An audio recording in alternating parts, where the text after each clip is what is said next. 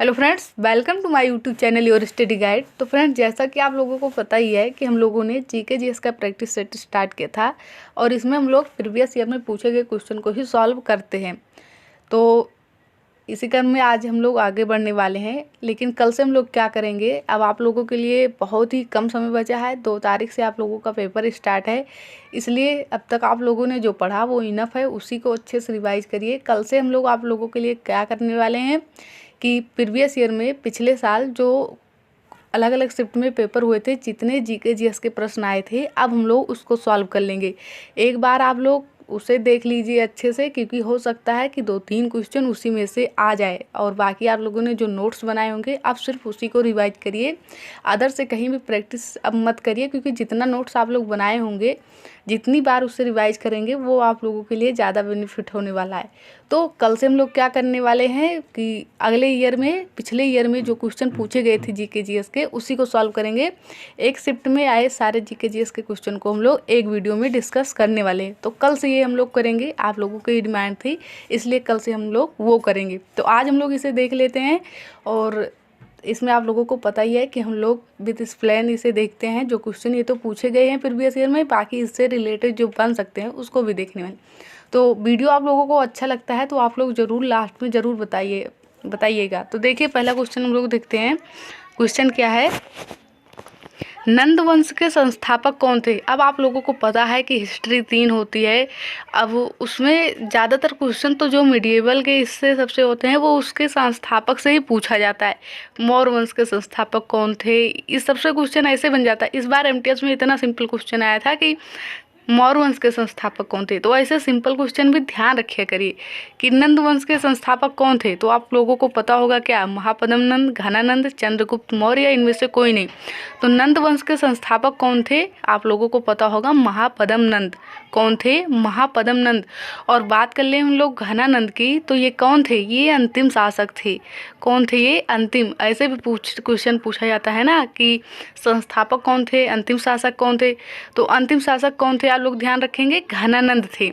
और घनानंद को मारकर चंद्रगुप्त मौर्य ने मौर्य वंश की स्थापना की थी। तो मौर्य वंश के संस्थापक कौन थे, चंद्रगुप्त मौर्य थे। कौन थे, चंद्रगुप्त मौर्य। और ये ध्यान रखिएगा कि चंद्रगुप्त के पुत्र का क्या नाम था, तो बिंदुसार। बिंबसार मत करिए, बिंबसार गलती से भी मत आंसर दीजिएगा। कौन थे, बिंदुसार। थोड़ा ही डिफरेंस है, बिंदुसार बिंबिसार, तो कंफ्यूज मत हो जाइएगा। चंद्रगुप्त मौर्य के पुत्र का क्या नाम था, बिंबिसार। क्या नाम था, सॉरी, चंद्रगुप्त मौर्य के पुत्र का क्या नाम था, बिंदुसार। क्योंकि उनके जहर के कारण उनका जन्म हुआ था, इसलिए चाणक्य ने उनका नाम बिंदुसार रख दिया था। ये ध्यान रखिएगा, बिंदुसार था। क्या था, बिंदुसार। तो यहाँ पर हम लोगों ने देखा नंदवंश के संस्थापक महापद्म नंद, नंदवंश के अंतिम शासक घनानंद, और मौर्य वंश के संस्थापक कौन थे, तो चंद्रगुप्त मौर्य। चंद्रगुप्त मौर्य के पुत्र का क्या नाम था, तो बिंदुसार था। क्या था, बिंदुसार। और यहाँ से आप लोग एक क्वेश्चन और ध्यान रखिए। यहाँ से आप लोग क्या ध्यान रखेंगे, गुप्त वंश। गुप्त वंश से बहुत क्वेश्चन आता है। एंशियंट हिस्ट्री यानी कि प्राचीन इतिहास का स्वर्ण युग किसे कहा जाता है, तो आप लोगों को पता होगा गुप्त वंश। और गुप्त वंश के शासक आप लोगों को पता होगा क्या, मैंने ट्रिक बताई थी, आप लोगों को याद भी होगा क्या, सोच के नीचे में बताऊंगी, आप लोग ध्यान रखिएगा एक ट्रिक, जिसके द्वारा आप लोग गुप्त वंश के सारे शासक के नाम ध्यान रख पाएंगे। उसके बाद आप लोग ये ध्यान रख पाएंगे संस्थापक कौन थे और अंतिम शासक, वो लास्ट में लोग एक ट्रिक के द्वारा देखेंगे। तो ये क्वेश्चन आप लोगों का हो गया होगा। देखते हैं second number question. Second number question क्या है, the kiss of my life पुस्तक किसकी है। The kiss of my life पुस्तक किसकी है, तो आप लोग ध्यान रखिएगा, इमरान हाशमी की है। The kiss of my life नामक पुस्तक किसने लिखी है, इमरान हाशमी। मैंने यहाँ ऑप्शन वो रखे हैं जिनकी बुक बहुत पूछी जाती, जैसे सोनू सूद, ऋषि कपूर, आयुष्मान खुराना।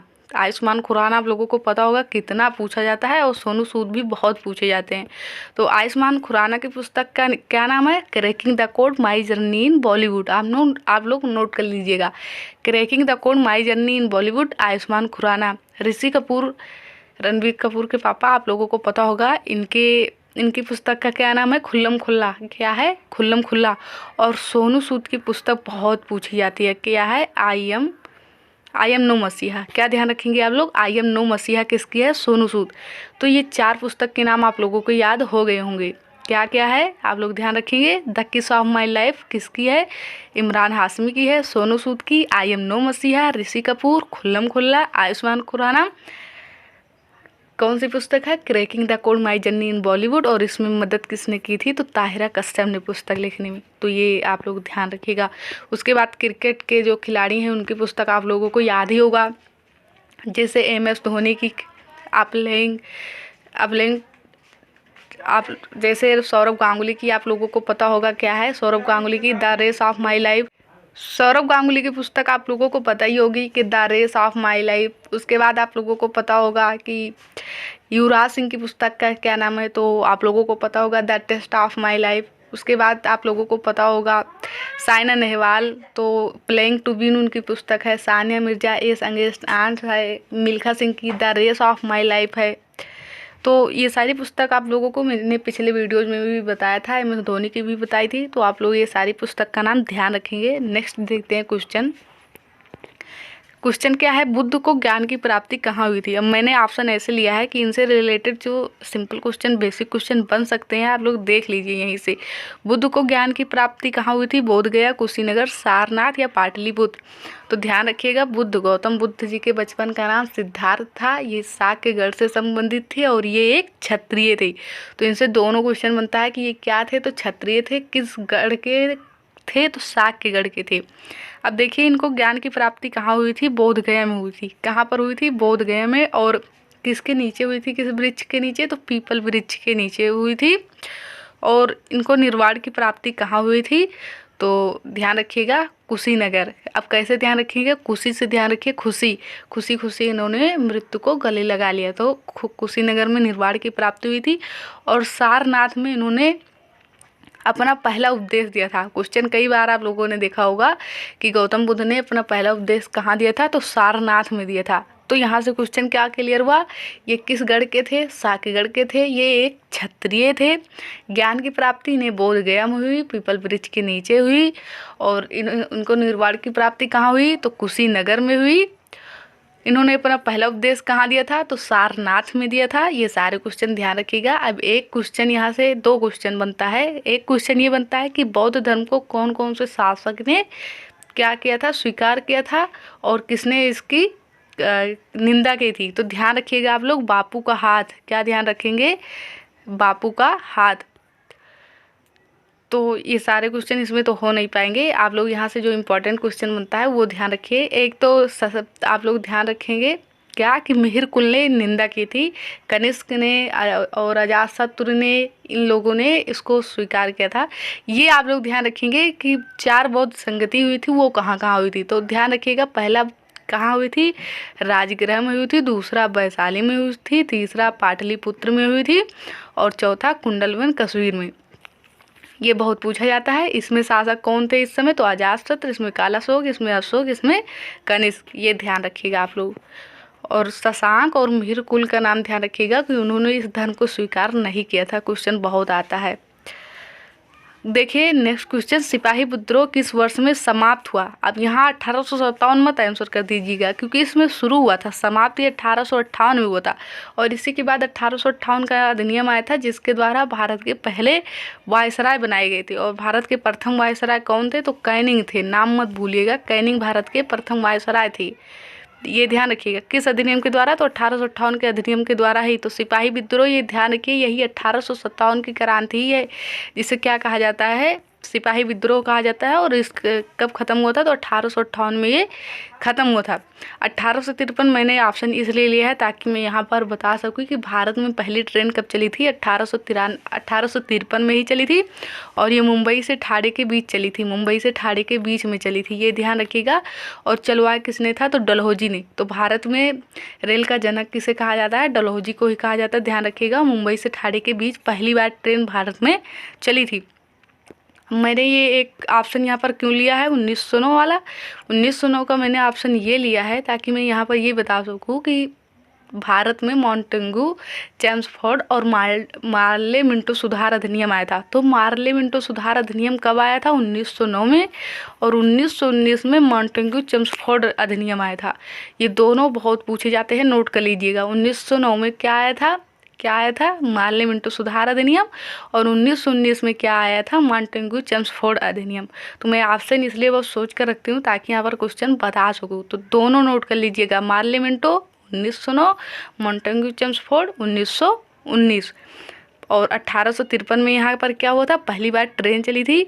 और 1858 में सिपाही विद्रोह खत्म हुआ था।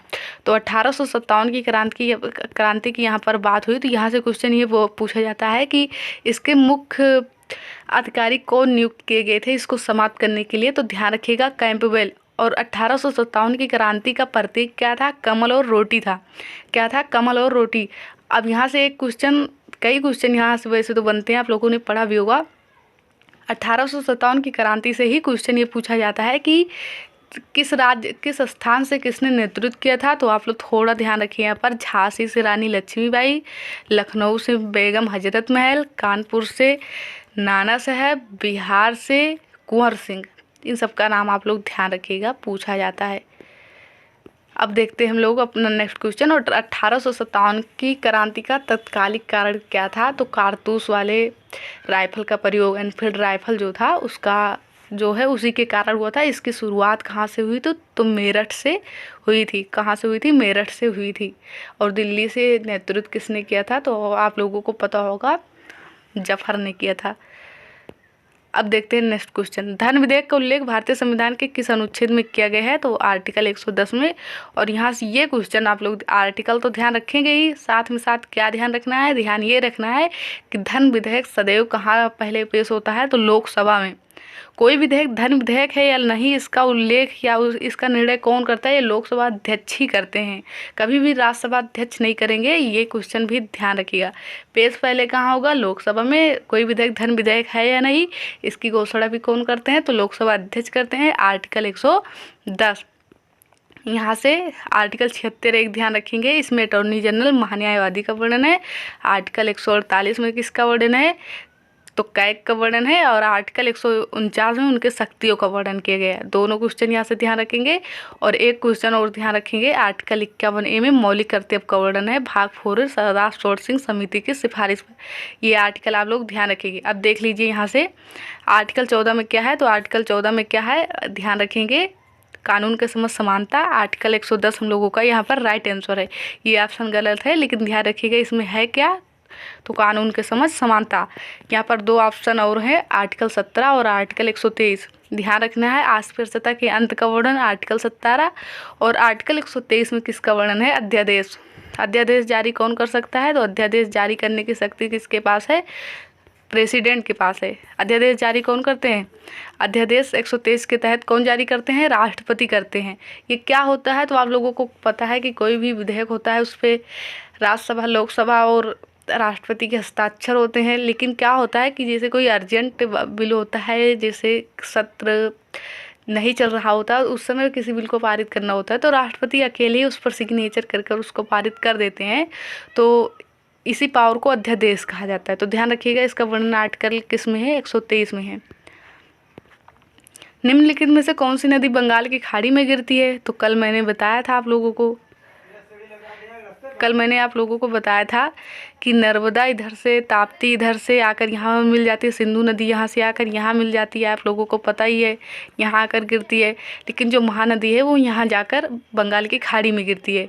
तो मैंने कल आप लोगों को लिस्ट भी दी थी कि आप लोग यहाँ आने वाली नदियों के नाम नोट कर लें, क्योंकि ज़्यादातर नदियाँ जैसे कृष्णा, कावेरी, गोदावरी, गंगा, सारी नदियाँ तो बंगाल की खाड़ी में ही गिरती है। बहुत थोड़ी लिमिटेड नदियाँ हैं जो यहाँ पर अरबियन सी में गिरती हैं। उसको मैंने कल आप लोगों को लिस्ट दी थी, आप लोग वहाँ से नोट कर लीजिएगा। तो यहाँ पर राइट आंसर क्या हो जाएगा? हम लोगों का राइट आंसर यहाँ से महानदी हो जाएगा, ध्यान रखिएगा। और सिंधु की सहायक नदियाँ आप लोगों को पता होगा, उनका नाम भी ध्यान रखिएगा। अगला क्वेश्चन देखेंगे। क्वेश्चन क्या है हम लोगों का? कामाख्या मंदिर कहाँ स्थित है? कामाख्या मंदिर असम के गुवाहाटी में स्थित है। कहाँ पर? असम के गुवाहाटी में। अब मैंने पूरी इसलिए जान कर लिया है ताकि मैं यहाँ पर याद आ सके कि उड़ीसा का सबसे बड़ा मंदिर कौन सा है, तो लिंगराज मंदिर है। लिंगराज मंदिर कहाँ है? उड़ीसा में है। कई बार क्वेश्चन आया है लिंगराज मंदिर कहाँ है, तब तो उड़ीसा में ध्यान नहीं रखेंगे आप लोग। लेकिन ये भी क्वेश्चन पूछ ले कि उड़ीसा का सबसे बड़ा मंदिर कौन है, तब आप लोग बताएंगे लिंगराज मंदिर। और एक ध्यान रखिएगा, आप लोग एक ऐसा याद करते हैं कि कंबोडिया देश में पूछा जाता है क्वेश्चन कि कोणार्क मंदिर कहाँ है, तब हम लोग बताते हैं कहाँ है, कंबोडिया देश में। लेकिन ये पूछे कि ब्लैक पगोड़ा किसे कहा जाता है, तो ब्लैक पगोड़ा किसे कहा जाता है? कोणार्क को ही कहा जाता है, कोणार्क मंदिर। लेकिन ये कोणार्क मंदिर कहाँ का है? ये उड़ीसा वाला है, तब आप लोग उड़ीसा आंसर देंगे। इस कोणार्क मंदिर को ब्लैक पगोड़ा कहते हैं और ये कहाँ है? उड़ीसा में। जगन्नाथ मंदिर कहाँ है? पूरी उड़ीसा, वो भी उड़ीसा में ही है। लेकिन आप लोग क्या ध्यान रखेंगे? महाबलेश्वरम बृहदेश्वर मंदिर ये कहाँ है?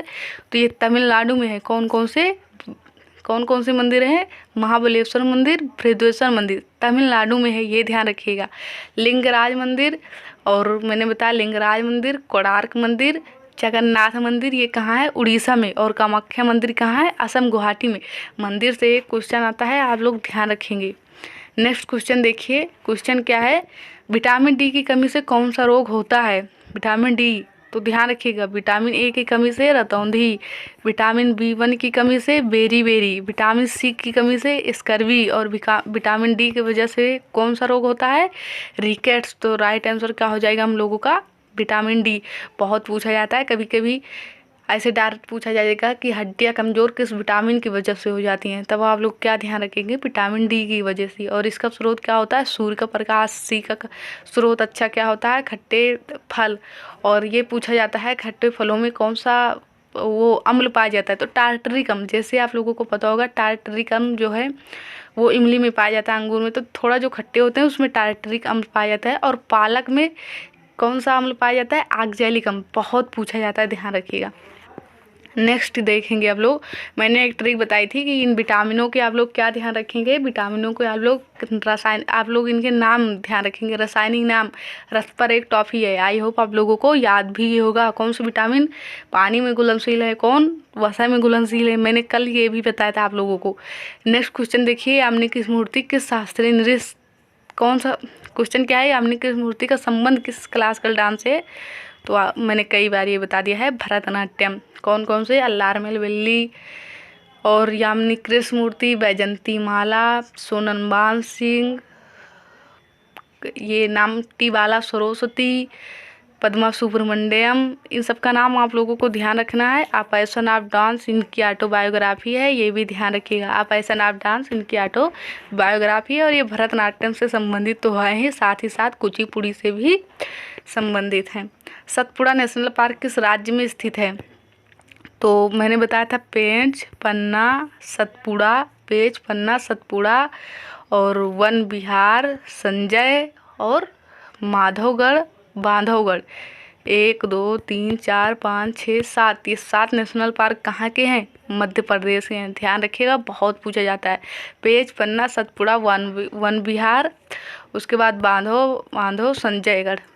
संजय, बांधवगढ़,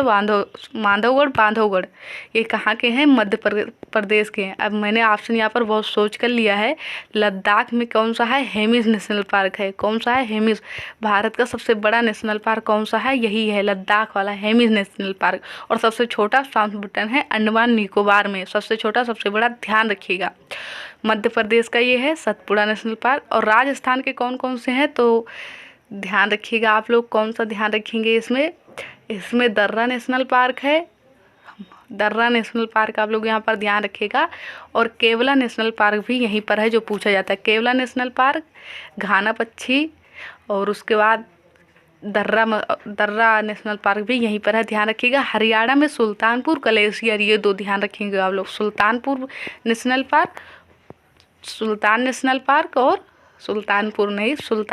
पार्क और ग्लेशियर नेशनल पार्क। नेक्स्ट देखिए, संविधान को अंगीकृत कब किया गया? 26 नवंबर 1949। क्वेश्चन में कभी कभी सिंपल बहुत पूछना होता है, तभी ऐसा दिया जाता है, नहीं तो 26 नवंबर 1949, 26 जनवरी 1950 ऐसे दिया जाता है, तो कन्फ्यूजन बढ़ती है। अंगीकृत कब किया गया था? तो 26 नवंबर 1949। बंगाल का प्रथम गवर्नर जनरल कौन था? आप देखिए गवर्नर नहीं पूछ रहा, गवर्नर जनरल पूछ रहा है। गवर्नर पूछता तब तो रॉबर्ट क्लाइव होता, लेकिन गवर्नर जनरल पूछ रहा है तो वारेन हेस्टिंग्स। और भारत के प्रथम गवर्नर कौन थे? Warren Hastings. प्रथम गवर्नर जनरल कौन थे? William Bentinck.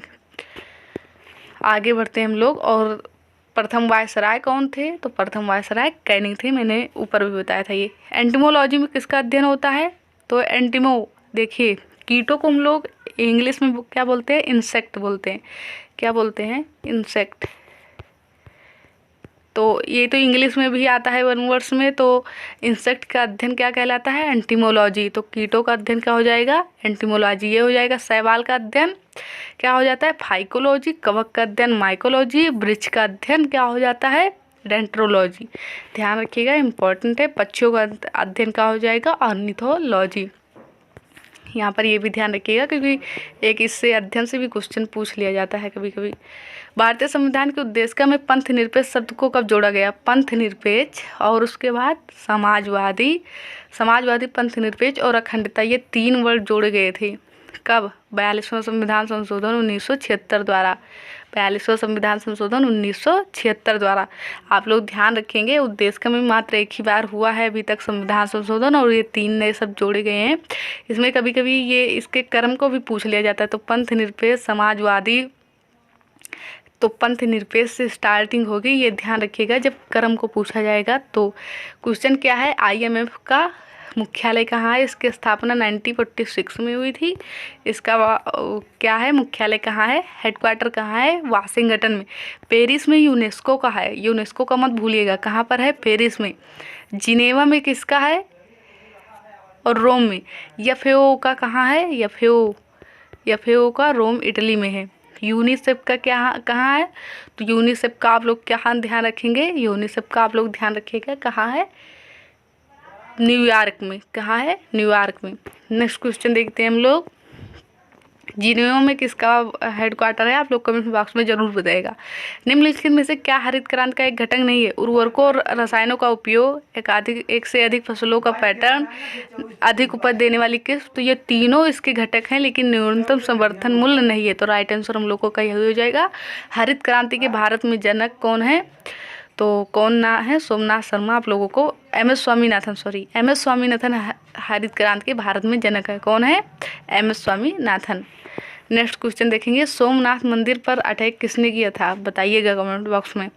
जीवधारियों का 5 जगत वर्गीकरण किसके द्वारा किया गया? व्हिटकर, रॉबर्ट हुक, किसके द्वारा किया गया? तो राइट आंसर यही हो जाएगा, व्हिटकर। और इन्होंने प्रोटिस्टा, मोनेरा, कवक, इन 5 भागों में बांटा था। मैंने नीचे लिख भी दिया है। तो 5 भागों में वर्गीकरण किसने किया था? व्हिटकर ने किया था। कब किया था? 1969 में किया था। और ये 5 कौन से हैं? प्रोटिस्टा, कवक, जंतु, मोनेरा और पादप। रॉबर्ट हुक ने कोशिका की खोज की थी 1665 में। मृत कोशिका की खोज, जीवित कोशिका की खोज ल्यूमेनहॉक ने की थी। फंक ने विटामिन की खोज की थी। सोरेनसन ने pH वैल्यू की खोज की थी। ये सारे क्वेश्चन आप लोगों को ध्यान रखना है और आप लोगों को आते भी होंगे ये सारे क्वेश्चन। निम्नलिखित में से कौन सा पुरस्कार राष्ट्रीय खेल दिवस पर प्रदान नहीं किया जाता? ध्यानचंद, मेजर ध्यानचंद पुरस्कार, अर्जुन अवार्ड, परमवीर चक्र या Dronacharya award. Right answer Paramvir Chakra हो जाएगा। ये वीरता के लिए दिया जाता है। बाकी ध्यानचंद अवार्ड जो खेल का सबसे बड़ा पुरस्कार है। दूसरा अर्जुन अवार्ड है। द्रोणाचार्य अवार्ड भी किससे संबंधित है? खेल से ही। और खेल दिवस कब मनाया जाता है? 29 अगस्त को मनाया जाता है। और इस दिन क्या हुआ था? 29 अगस्त को मेजर ध्यानचंद जी के जन्म हुआ था। और इनकी पुस्तक, मेजर ध्यानचंद जी की पुस्तक का क्या नाम है? तो गोल। क्या है? गोल है, ध्यान रखिएगा। तो 29 अगस्त को राष्ट्रीय खेल दिवस के रूप में भी मनाया जाता है, ये भी ध्यान रखेंगे। दशहरा जो रावण पर भगवान राम की विजय का प्रतीक है, हिंदू के किस महीने में मनाया जाता है? तो अश्विन में मनाया जाता है। कब मनाया जाता है दशहरा? अश्विन में। कार्तिक में दिवाली मनाई जाती है। फागुन में होली मनाई जाती है, ये भी ध्यान रखिएगा। भाद्रपद में गणेश चतुर्थी मनाई जाती है। नेक्स्ट क्वेश्चन देखेंगे और लास्ट क्वेश्चन है। न्यू इंडिया पत्रिका किसके द्वारा प्रकाशित की गई थी?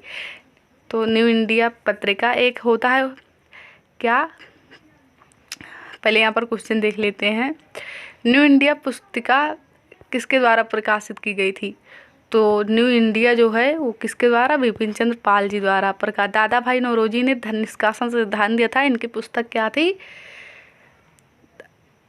इनकी पुस्तक का नाम था, आप लोगों को पता होगा, poverty and un British rule in India. ये इनकी पुस्तक थी, poverty and un British rule in India. Gandhi ji की पुस्तक आप बाल गंगाधर तिलक की पुस्तक आप लोगों को मराठा केसरी ये सब आप लोगों को पता ही होगा। गांधी जी की कई पुस्तकें आप लोगों को याद भी होगा। भारतीय संविधान में मौलिक अधिकार का उल्लेख, भारतीय संविधान में मौलिक अधिकार का उल्लेख किस अनुच्छेद में किया गया है। तो देखिए पहले क्वेश्चन में आप लोगों को ये देखना है कि मौलिक कर्तव्य नहीं, फंडामेंटल राइट नहीं, यहाँ पर क्या होना चाहिए था, फंडामेंटल ड्यूटीज यानी कि मौलिक कर्तव्य। ये एग्जाम में क्वेश्चन ये पूछा गया था, ये टाइपिंग एरर है, क्या पूछा गया था, मौलिक कर्तव्य। और आप लोगों को पता होगा कि कोई भी एग्जाम एसएससी का ऐसा नहीं है जिसमें किसी न किसी शिफ्ट में ये क्वेश्चन ना आए मौलिक कर्तव्य का। या तो पूछ लिया जाएगा कि मौलिक कर्तव्य को किस समिति ने लाया था, जैसे जो कि समिति थी सरदार सूरत सिंह समिति, या पूछा जाता है मौलिक कर्तव्य को किस संविधान संशोधन द्वारा जोड़ा गया। तो मौलिक कर्तव्य से किसी न किसी रूप से क्वेश्चन पूछ लिया जाता है। तो यहाँ पर हम लोग सारे क्वेश्चन देखने वाले हैं मौलिक कर्तव्य से। तो क्वेश्चन क्या है, भारतीय संविधान में फंडामेंटल ड्यूटी ध्यान रखिएगा आप लोग, फंडामेंटल ड्यूटी यानी कि मौलिक कर्तव्य, भारतीय संविधान में मौलिक कर्तव्य का उल्लेख किस अनुच्छेद में किया गया है। तो आप लोग ध्यान रखेंगे आर्टिकल 51A, अनुच्छेद 51A। मौलिक कर्तव्य को किस समिति की सिफारिश पर जोड़ा गया। तो आप लोग ध्यान रखेंगे सरदार सूरत सिंह, ये समिति मत भूलिएगा कुछ भी हो जाए, सरदार सूरत सिंह समिति की सिफारिश पर मौलिक कर्तव्य को जोड़ा गया था। और किस संविधान संशोधन द्वारा, किस कॉन्स्टिट्यूशन अमेंडमेंट के द्वारा। तो आप लोग ध्यान रखेंगे 42। और 42 कॉन्स्टिट्यूशन अमेंडमेंट कब हुआ था, 1976 में। कल मैंने ट्रिक बताई थी कैसे ध्यान रखेंगे, जब 42वां पूछे तो 4 और 2 यानी कि 4 और 2 जोड़ेंगे तो 6 आएगा, और लास्ट में 1976 में 6 है, इससे ध्यान रखेंगे। और 44 कब हुआ था, तो 1978 में, लास्ट में 8 होता है, इससे आप लोग ये ध्यान रखेंगे। तो ये सिंपल हो गया कि मौलिक कर्तव्य को, फंडामेंटल ड्यूटीज को भारतीय संविधान के आर्टिकल 51A में जोड़ा गया है। भाग कौन सा है, भाग 4A है। सिफारिश किस समिति की सिफारिश पर जोड़ा गया, तो सरदार सूरत सिंह समिति की सिफारिश पर जोड़ा गया।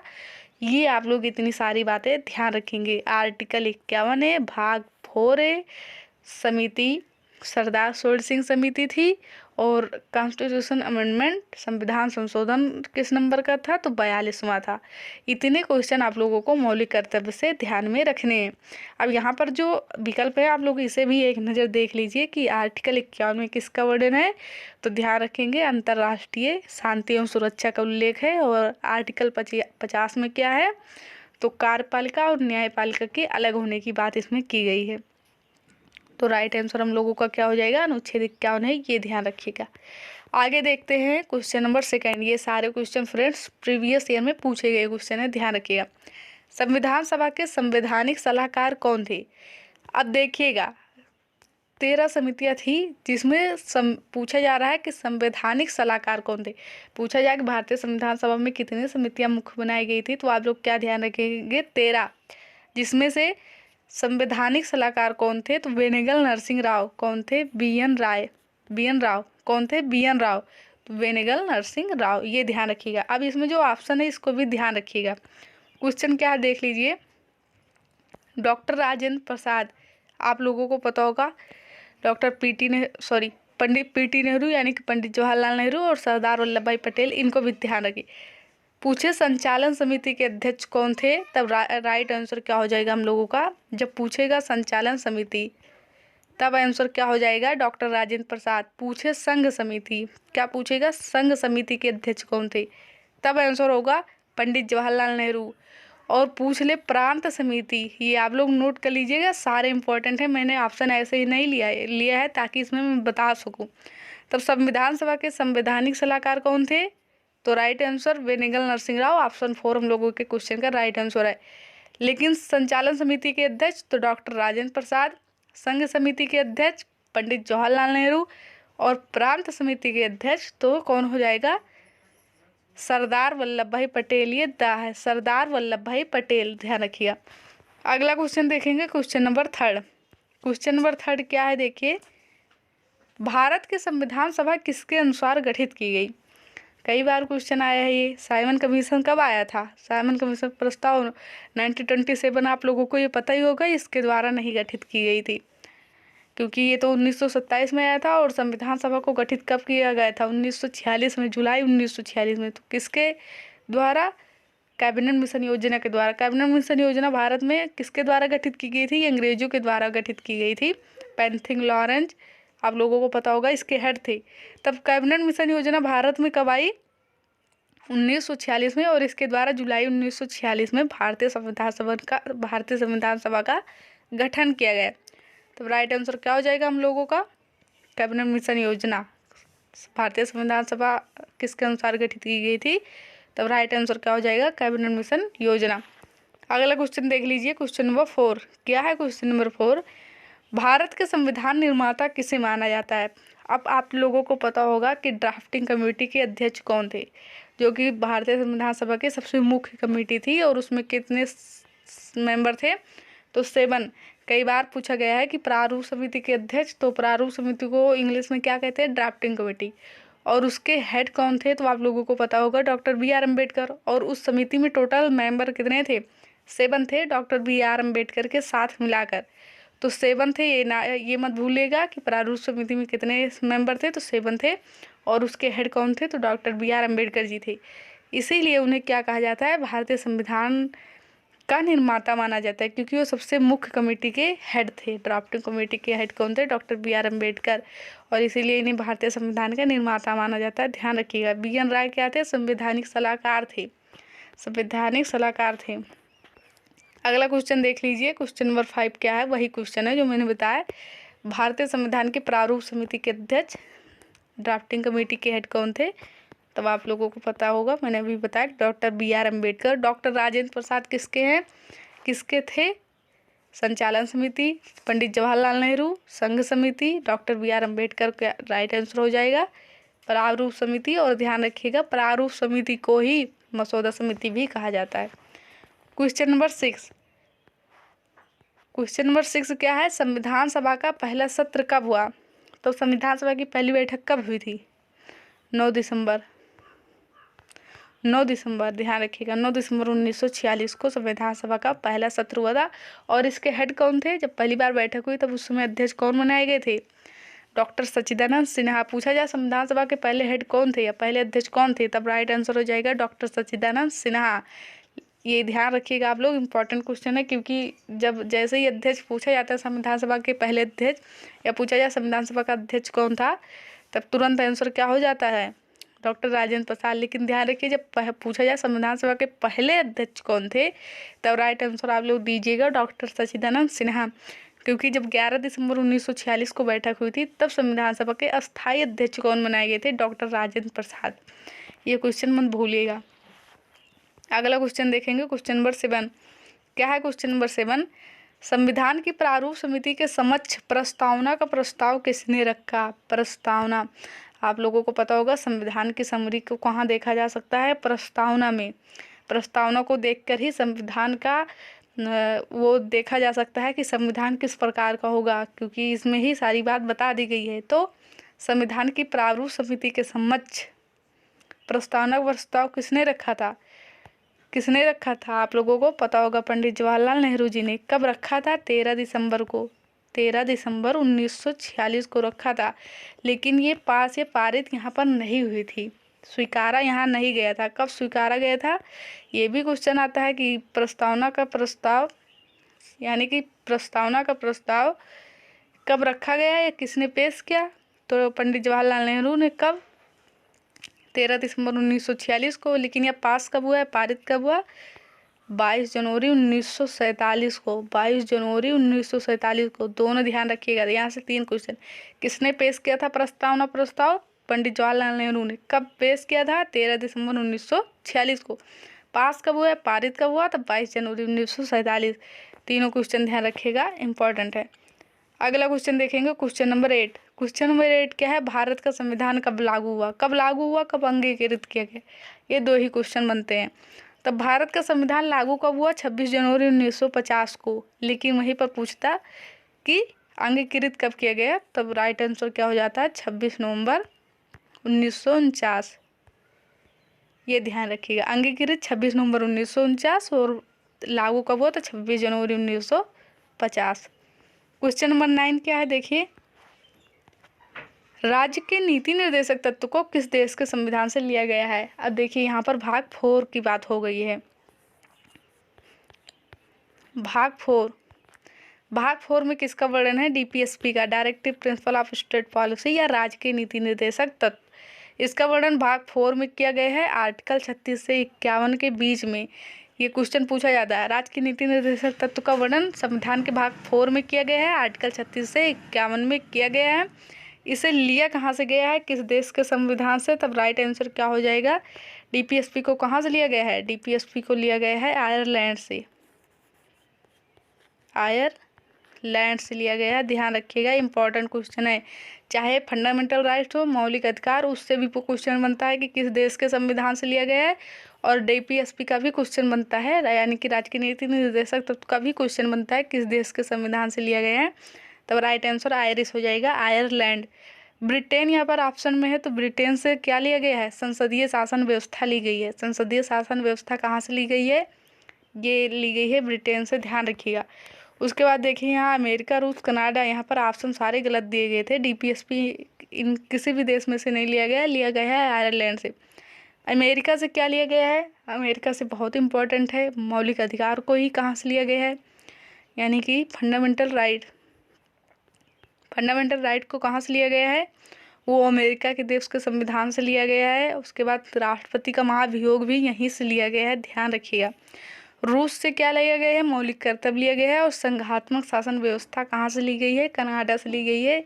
उसके साथ ही साथ अवशिष्ट शक्तियाँ जो बचती हैं, जो केंद्र के पास जाती हैं, उसको भी कनाडा से ही लिया गया है, ध्यान रखिएगा। अगला क्वेश्चन देखेंगे, क्वेश्चन नंबर 10। संविधान सभा के स्थायी अध्यक्ष मैंने बता ही दिया, डॉक्टर राजेंद्र प्रसाद जी। अस्थायी पूछेगा, अस्थायी, तब राइट आंसर हो जाएगा डॉक्टर सच्चिदानंद सिन्हा। अगला क्वेश्चन देखेंगे हम लोग, क्वेश्चन नंबर 11। क्वेश्चन नंबर 11 क्या है हम लोगों का? देखिए, भारतीय संविधान कब पारित किया गया? तो मैंने बता ही दिया गया, 26 नवंबर 1949। राइट आंसर क्या हो जाएगा? 26 नवंबर 1949। और लागू कब किया गया? तो 26 जनवरी 1950। अगला क्वेश्चन देखेंगे हम लोग, भारतीय संविधान बनाने में कुल कितना समय लगा था?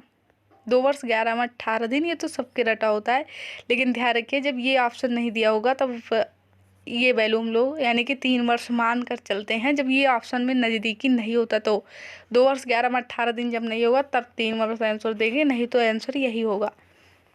क्वेश्चन नंबर 13 क्या है? देखिए, भारतीय संविधान को बनाने में कितना पैसा खर्च हुआ? 64 लाख रुपए, 63 लाख रुपए, 65 लाख रुपए या 55 लाख रुपए? तो इसका आंसर आप लोग कमेंट बॉक्स में ज़रूर बताइएगा, पैसा कितना लगा था संविधान को बनाने में।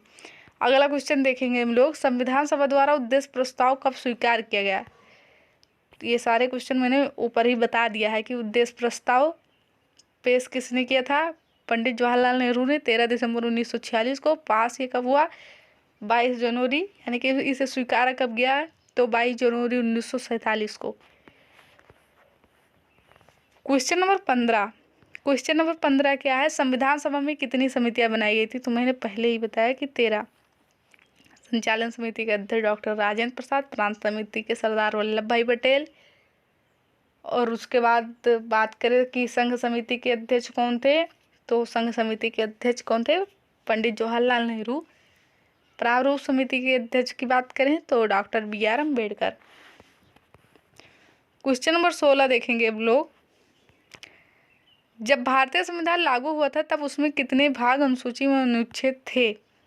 22 भाग, 8 अनुसूची और 395 अनुच्छेद। वर्तमान में 12 अनुसूची हो गई हैं, जिसमें आप लोगों को पता होगा 9, 10, 11, 12 जोड़ी गई। 9वीं अनुसूची पहला संविधान संशोधन 1951 में जोड़ी गई। 10वीं अनुसूची 52वां संविधान संशोधन 1985 में जोड़ी गई। और उसके बाद 11वीं अनुसूची 73वां संविधान संशोधन 1952 में पेश किया गया। 1962 में मतलब इसको जोड़ने के लिए बात की गई और 1963 में जोड़ी गई। और बात करें कि 12वीं अनुसूची, वो 74वां संविधान संशोधन था, वो भी 1963 में जोड़ी गई। तो ध्यान रखिएगा 9, 10 और 11, 12। 9वीं अनुसूची भूमि सुधार से संबंधित, 10वीं अनुसूची दल बदल से संबंधित, 11वीं अनुसूची पंचायत से संबंधित और 12वीं अनुसूची नगर पालिका से संबंधित। सारे क्वेश्चन ध्यान रखिएगा। Question number 17। क्वेश्चन नंबर 17 क्या है, संविधान सभा में कुल कितने सदस्य थे? तो 389 थे। और इसमें ये ध्यान रखिएगा टोटल तो मेंबर थे 379, लेकिन इसमें महिला सदस्य कितनी थी? तो 15। ये भी ध्यान रखिएगा, ये भी क्वेश्चन पूछा जाता है कि भारतीय संविधान सभा में कितनी महिलाएं शामिल थी? तो 15। Total member 389। जिसमें से ये पूछा जाता है कि डॉक्टर राजेंद्र प्रसाद किस प्रांत से थे? तो ध्यान रखिएगा बंगाल प्रांत से थे। किस प्रांत से थे? तो बंगाल प्रांत से थे। भारतीय संविधान को पारित कितने सदस्यों ने हस्ताक्षर करके किया? 284। ये भी क्वेश्चन इम्पॉर्टेंट है, पीसीएस लेवल तक के एग्जाम में पूछा जाता है। 284 ऑप्शन नंबर 3 हम लोगों का राइट आंसर हो जाएगा। क्वेश्चन नंबर 19 क्या है, देख लीजिए। संविधान सभा के संचालन समिति के अध्यक्ष, तो यही सारे क्वेश्चन पूछे जाते हैं, बार बार ध्यान रखिएगा, डॉक्टर राजेंद्र प्रसाद। संविधान सभा का गठन कब किया गया? तो जुलाई 1946। ये सारे क्वेश्चन हम लोगों के ऊपर हो गए हैं। आइए क्वेश्चन नंबर 21 देखते हैं। क्वेश्चन नंबर 21 क्या है, मौलिक अधिकार संविधान के किस भाग में वर्णित है? अब यहाँ पर फंडामेंटल राइट की बात हो गई है, तो थोड़ा हम लोग देख लेते हैं। मौलिक अधिकार का वर्णन भारतीय संविधान के किस भाग में किया गया है? भाग 3 में, आर्टिकल 12 से 35 के बीच में है। आर्टिकल 12 से 35 के बीच में, आर्टिकल 12 से 35 भाग 3। और लिया किस देश के संविधान से गया है? तो यूएसए से। कहाँ से? यूएसए से। इसमें से मौलिक अधिकार से जो इम्पोर्टेंट आर्टिकल बनते हैं वो ध्यान रखिएगा आप लोग। क्या? अनुच्छेद 17, अनुच्छेद 17 अनटचेबिलिटी यानी कि अस्पृश्यता का अंत, इसका वर्णन भारतीय संविधान के अनुच्छेद 17 में किया गया है। और बात कर ले मौलिक अधिकार की, तो देखिए 6 मौलिक अधिकार वर्तमान में हम लोगों के पास हैं। और मूल संविधान में कितने दिए गए थे? तो 7। जब पूछे मूल संविधान में कितने मौलिक अधिकार दिए गए थे, तो 7। वर्तमान में कितने हैं? तो 6। ध्यान रखिएगा कौन कौन सा फंडामेंटल राइट्स है। तो पहला ध्यान रखिएगा आप लोग, पहला कौन सा है? समता समानता का अधिकार 14 से 18 के बीच। दूसरा बात कर ले तो स्वतंत्रता का अधिकार 19 से 22। तीसरा बात कर ले शोषण के विरुद्ध अधिकार 23 से 24। चौथे की बात कर ले, पहला समता समानता का, दूसरा स्वतंत्रता का अधिकार, तीसरा 23 से 24 किसका है? शोषण के विरुद्ध अधिकार। चौथे की बात करें तो धार्मिक स्वतंत्रता का अधिकार है कितने कितने के बीच में? 25 से 28। 25 से 28 ये ध्यान रखिएगा। तो 25 से 28 हो गया। उसके बाद हम लोग 5वें मौलिक अधिकार की बात कर ले तो सांस्कृतिक एवं शिक्षा का अधिकार है, जो कि 29 से 30 में दिया गया है। 29 से 30 में किसका? सांस्कृतिक एवं शिक्षा का अधिकार, जो कि केवल अल्पसंख्यकों को दिया गया है। और छठा हम लोगों का संवैधानिक उपचारों का अधिकार, आर्टिकल 32 में। तो 12 से 35 के बीच में दिया गया है और ये 32 नंबर का है। बीच में 31 छूट गया है। ये था 7वां मौलिक अधिकार, संपत्ति का अधिकार, जो कि 44वें संविधान संशोधन 1978 द्वारा हटा दिया गया। वर्तमान में आर्टिकल 300A में उसे जोड़ दिया गया है और उसे कानूनी अधिकार बना दिया गया। तो ये थे आप लोगों के 6 मौलिक अधिकार। अब हम लोग बढ़ते हैं आगे। इतनी चीज़ें आप लोगों को समझ में आ गई होंगी। क्वेश्चन नंबर 22 क्या है, देखिए। प्रारंभ में कितने मौलिक अधिकार दिए गए थे? वही क्वेश्चन है 7। वर्तमान में 6 हैं। अगला क्वेश्चन देखेंगे हम लोग, क्वेश्चन नंबर 23। अब मौलिक अधिकार से क्वेश्चन बनते हैं, तो यहाँ पर जो क्वेश्चन बने हैं एग्जाम में वो देख लीजिए। भारत के संविधान में मौलिक अधिकार मूल संविधान का हिस्सा था, 1952 में जोड़ा गया। चौथे संविधान संशोधन दिया रहा है या 42वें? तो ये मौलिक अधिकार मूल संविधान में ही था। क्वेश्चन नंबर 24 क्या है, देखिए। मौलिक अधिकारों का निलंबन कौन कर सकता है?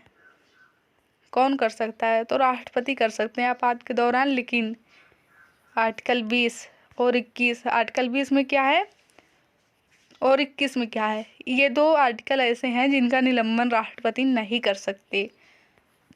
20 और 21 का निलंबन राष्ट्रपति नहीं कर सकते। 21 में क्या है, जीवन का अधिकार दिए गए हैं आर्टिकल 21 में। और 20 में किसका वर्णन है, तो 20 में आप लोगों को पता होगा, 20 में वर्णन है अपराध के दोष सिद्धि का अधिकार। तो अपराध के दोष सिद्धि का अधिकार और आर्टिकल 21 में जीवन का अधिकार, ये दो अधिकारों का निलंबन राष्ट्रपति जी नहीं कर सकते हैं। बाकी मौलिक अधिकार जो हैं उनका निलंबन कर सकते हैं, ध्यान रखिएगा। क्वेश्चन नंबर 25 देख लेते हैं। क्वेश्चन नंबर 25 क्या है, देखिए, भारतीय संविधान के अंतर्गत मूल अधिकारों का संरक्षक कौन है? न्यायपालिका है। कौन है? न्यायपालिका। ध्यान रखिएगा, आप लोगों को पता होगा आर्टिकल 32 मैंने अभी बताया, संवैधानिक उपचारों का अधिकार। इसके द्वारा क्या होता है कि अगर आप लोगों के मौलिक अधिकारों का हनन होता है किसी कारण, उसे नहीं माना जाता है, तब आप लोग आर्टिकल 32 के तहत सीधे सुप्रीम कोर्ट जा सकते हैं, यानी कि न्यायपालिका जा सकते हैं। और इस आर्टिकल 32 के तहत सुप्रीम कोर्ट 5 रिट जारी करती है। और वो 5 रिट कौन से हैं, तो बंदी प्रत्यक्षीकरण, परमादेश, प्रतिषेध, उत्प्रेषण और अधिकार परीक्षा लेख, ये 5 रिट हैं जो जिसके द्वारा क्या करता है, सुप्रीम कोर्ट आपके मौलिक अधिकारों को आपको वापस दिलाता है। तो ध्यान रखिएगा, वो पांचों के नाम आप चाहे भूल भी सकते हैं, लेकिन ये मत भूलिएगा कि भारत के संविधान के अंतर्गत मूल अधिकारों का संरक्षक कौन है, तो कौन है, न्यायपालिका। और ये भी ध्यान रखिएगा कि सुप्रीम कोर्ट किस आर्टिकल के तहत रिट जारी कर सकता है, आर्टिकल 32। क्वेश्चन नेक्स्ट है, भारतीय संविधान के किस अनुच्छेद में शिक्षा का अधिकार दिया गया है? तो शिक्षा के लिए एक हुआ था कॉन्स्टिट्यूशन अमेंडमेंट, एक हुआ था संविधान संशोधन 86। कब हुआ था ये? 2002 में। 2002 में हुआ था 86वां संविधान संशोधन, और आर्टिकल 21A जोड़ा गया, जिसमें क्या है, शिक्षा के अधिकार का वर्णन दिया गया है। 21 में किसका वर्णन है, मैंने अभी बताया, जीवन के अधिकार का। जीवन का अधिकार 21 में दिया गया है। 22 में गिरफ्तारी के संरक्षण दिया गया है, जिसे आपको पुलिस गिरफ्तार करने आती है तो उसमें 3 अधिकार दिया गया है। पहला कि आप पूछ सकते हैं कि आपको किस अपराध के कारण, किस जुल्म के कारण गिरफ्तार किया जा रहा है। दूसरा क्या कर सकते हैं कि एक इसमें अधिकार दिया गया है कि 24 घंटे के अंदर आपको नज़दीकी न्यायालय में पेश किया जाए। और तीसरा क्या है कि आप अपने मनपसंद वकील से सलाह ले सकते हैं। तो ये 3 अधिकार दिए गए हैं आर्टिकल 22 में। 21 में क्या है, जीवन का अधिकार, 21A में शिक्षा का अधिकार। आगे क्वेश्चन देखते हैं, क्वेश्चन नंबर 27 क्या है। Question number 27, doctor BR Ambedkar ने किसे संविधान की आत्मा, किसे आत्मा या हृदय कहा है? आप लोग कई बार क्या होता है कि इसमें तो ऑप्शन में नहीं दिया, वैसे तो ऑप्शन में 17 दे दिया जाता है और सब लोग समझते हैं कि आर्टिकल 17 में अनटचेबिलिटी का वर्णन किया गया है, अस्पृश्यता के अंत का वर्णन किया गया है, और डॉक्टर BR अम्बेडकर ने इस पर कई, आप लोगों को पता होगा, आंदोलन भी किया था, तो इस कारण इसी को आंसर दे देते हैं, लेकिन ये गलत है। ये आंसर क्या हो जाएगा, अनुच्छेद 32 को। इसका कारण क्या है कि आपको कितने भी मौलिक अधिकार दे दिया जाए, लेकिन जब उसका पालन ही नहीं हो, और पालन नहीं हो रहा है, तो आप कुछ कर भी नहीं सकते। तब ऐसे फंडामेंटल राइट्स, ऐसे मौलिक अधिकार का क्या मतलब हुआ। लेकिन इसके द्वारा यदि आपके मौलिक अधिकार का पालन नहीं होता या उसका हनन होता है, तब इसके द्वारा आप लोग याचिका दायर कर सकते हैं, इसके द्वारा वापस पा सकते हैं। इसीलिए डॉक्टर BR अम्बेडकर जी ने इसे संविधान की आत्मा कहा है। वैसे तो कहा जाता है किसको, प्रस्तावना को, लेकिन डॉक्टर BR अम्बेडकर जब नाम दे दिया जाए कि इन्होंने किसे कहा, तब राइट आंसर हो जाएगा आर्टिकल 32। क्वेश्चन नंबर 28 देखते हैं हम लोग। क्वेश्चन नंबर 28 क्या है, अनुच्छेद 25 से 28 में किसका वर्णन है? मैंने पहले ही बताया, धार्मिक स्वतंत्रता का अधिकार, संवैधानिक उपचारों का अधिकार आर्टिकल 32 में है। समता समानता का अधिकार आर्टिकल 14 से 18 के बीच में है। शोषण के विरुद्ध अधिकार 23 से 24 के बीच में है। और राइट आंसर 25 से 28 में धार्मिक स्वतंत्रता का अधिकार है। क्वेश्चन नंबर 29 क्या है, इंपॉर्टेंट क्वेश्चन है, पूछा जाने वाला क्वेश्चन है। अस्पृश्यता के अंत का वर्णन किस अनुच्छेद में किया गया है? आर्टिकल 17 में। आर्टिकल 18 में उपाधियों का अंत है। ध्यान रखिएगा, इसके द्वारा आप लोग, ऑप्शन के द्वारा आप लोगों के कई क्वेश्चन क्लियर हो रहे हैं। अनुच्छेद 18 में उपाधियों के अंत का वर्णन है। आर्टिकल 14 इसमें नहीं दिया गया है। आर्टिकल 14 जैसे 14 से 18 में समता समानता का अधिकार है, तो इसमें आप लोगों के सारे क्लियर हो जाएंगे। कानून के समक्ष समानता, कई बार क्वेश्चन आया है कि कानून के समक्ष समानता का अधिकार किस अनुच्छेद में किया गया है, तो अनुच्छेद 14 में। 15 में क्या है, धर्म जात लिंग आदि के आधार पर भेदभाव नहीं किया जाएगा, ये 15 में। और लोक नियोजन में अवसर की समानता, सरकारी नौकरियों में अवसर की समानता, ये अनुच्छेद 16 में ध्यान रखिएगा।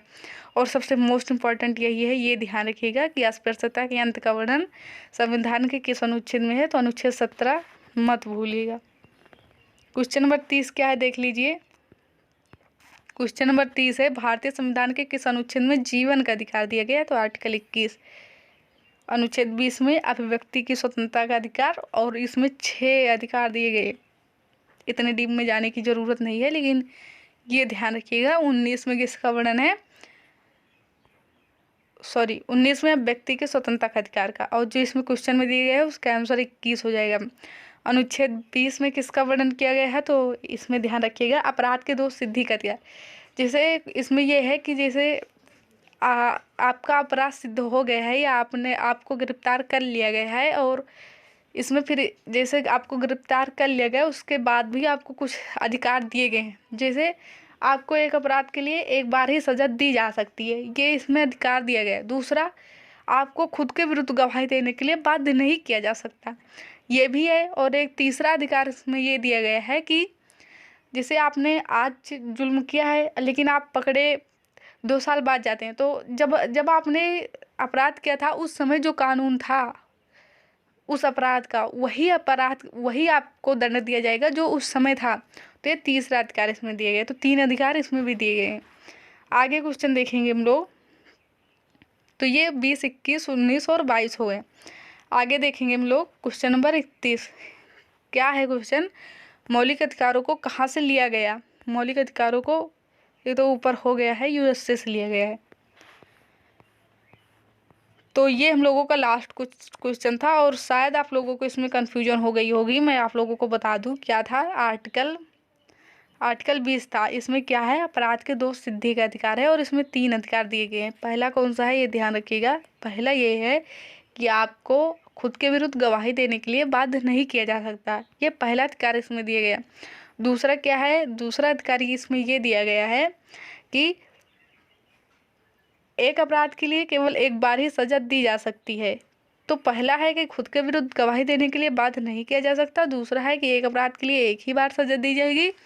और तीसरा ये है कि अपराध करते समय जो कानून था व्यक्ति को उसी कानून से सजा दी जाएगी। जैसे मानो 5 साल पहले आपने कोई अपराध किया और उस समय उस अपराध का दंड था क्या, केवल 5 साल की सजा। लेकिन जब आपको पकड़ा गया 5 साल बाद, तो उस अपराध के लिए सजा हो गई क्या, 10 साल की सजा।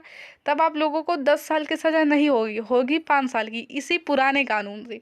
तब ये है तीसरा अधिकार। अब यहाँ से आप लोग एक क्वेश्चन और ध्यान रख लीजिए जो बार बार पूछा जाता है कि ये सी है, comptroller and auditor general. CAG का वर्णन भारतीय संविधान के आर्टिकल 148 में किया गया है। अटॉर्नी जनरल ध्यान रखेंगे। महान्यायवादी, इनका वर्णन भारतीय संविधान के अनुच्छेद 76 में, इनका ये अनुच्छेद पूछा जाता है कि महान्यायवादी अनुच्छेद 176, कैग का आर्टिकल 148 में किया गया है वर्णन, और सुप्रीम कोर्ट का उल्लेख आर्टिकल 124 124 में किया गया। ये बहुत पूछा जाता है ये आर्टिकल, तब ये ध्यान रखेंगे आप लोग। नहीं तो मैं एक वीडियो और लाऊंगी संविधान से, जिसका सारा हम लोगों का इसमें कवर होने वाला है, जिसमें हम लोग राष्ट्रपति, उपराष्ट्रपति, इन सबसे जो आर्टिकल बनते हैं उसको भी कवर कर लेंगे। रग्बी फुटबॉल में खिलाड़ियों की संख्या कितनी होती है। रग्बी फुटबॉल में खिलाड़ियों की कितनी संख्या होती है। फ्रेंड्स, सारे क्वेश्चन प्रीवियस ईयर में पूछे गए हैं, तो लास्ट में आप लोग अपना स्कोर जरूर बताइएगा कि आप लोगों ने कितने क्वेश्चन इसमें से सॉल्व कर पाए। क्वेश्चन क्या है, रग्बी फुटबॉल में खिलाड़ियों की संख्या कितनी होती है। तो आप लोगों को पता होगा कि किसी भी खेल में, जितने भी खेल आप लोग जानते होंगे, सबसे ज़्यादा खिलाड़ी किस खेल में होते हैं, तो रग्बी फुटबॉल में ही होते हैं। कितने होते हैं, 15। कितने होते हैं, 15। तो इसका तो राइट आंसर हम लोगों का क्या हो जाएगा कि रग्बी फुटबॉल में खिलाड़ियों की संख्या कितनी होती है, 15। अब हम लोग एक ऐसी ट्रिक देखेंगे जिसके द्वारा जितने भी खेल हैं उसमें कितने खिलाड़ी होते हैं बिल्कुल सेकंडों में याद हो जाएगा। तो आइए देखते हैं ट्रिक। क्योंकि आप लोगों को पता है कि एक क्वेश्चन शायद इससे बन ही जाता है कि जैसे पूछ लिया जाए फुटबॉल में कितने खिलाड़ी होते हैं, पूछा जाए कबड्डी में, बेसबॉल में, नेटबॉल में, एक खेल पूछ लिया जाता है ज़रूरी कि उसमें कितने खिलाड़ी होते हैं। तो ये एक ट्रिक देखिए, इसके द्वारा सारे खिलाड़ियों की संख्या याद हो जाएगी। खेलों में खिलाड़ियों की संख्या याद करने की ट्रिक क्या है? P4 बास्केटबॉल वाली ने जिम खोली। ट्रिक क्या याद रखेंगे आप लोग? P4 बास्केटबॉल वाली ने जिम खोली, ये है ट्रिक आप लोगों की। अब देखिए P4 से आप लोग क्या ध्यान रखेंगे? पोलो। P4 से क्या हो जाएगा? पोलो। और बास्केटबॉल से बास्केटबॉल हो ही जाएगा। वॉली से हो जाएगा वॉलीबॉल। ना से हो जाएगा नेटबॉल। जिम से हो जाएगा जिम्नास्टिक। और खोली से हो जाएगा खो खो। देखिए इसमें खो है ना, तो खो से हो जाएगा खो खो। तब ध्यान क्या रखेंगे? P4 बास्केटबॉल वाली ने जिम खोली।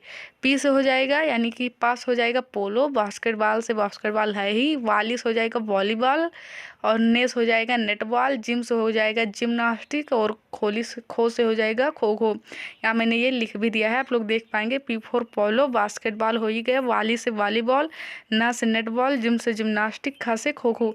अब संख्या कैसे ध्यान रखेंगे? तो संख्या याद करने का बहुत सिंपल है, बिल्कुल कर्म से चलेंगे आप लोग। यहाँ पर देखिए P4 है ही, तो यहाँ पर पोलो में 4 हो जाएंगे, बास्केटबॉल में 5, वॉलीबॉल में 6, नेटबॉल में 7, जिम्नास्टिक में 8, खो खो में 9।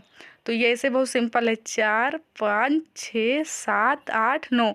तो खो खो में 9, ऐसे ध्यान रखेंगे क्रम से, 4 5 6 7 8 और 9। 2 बार देखेंगे याद हो जाएगा।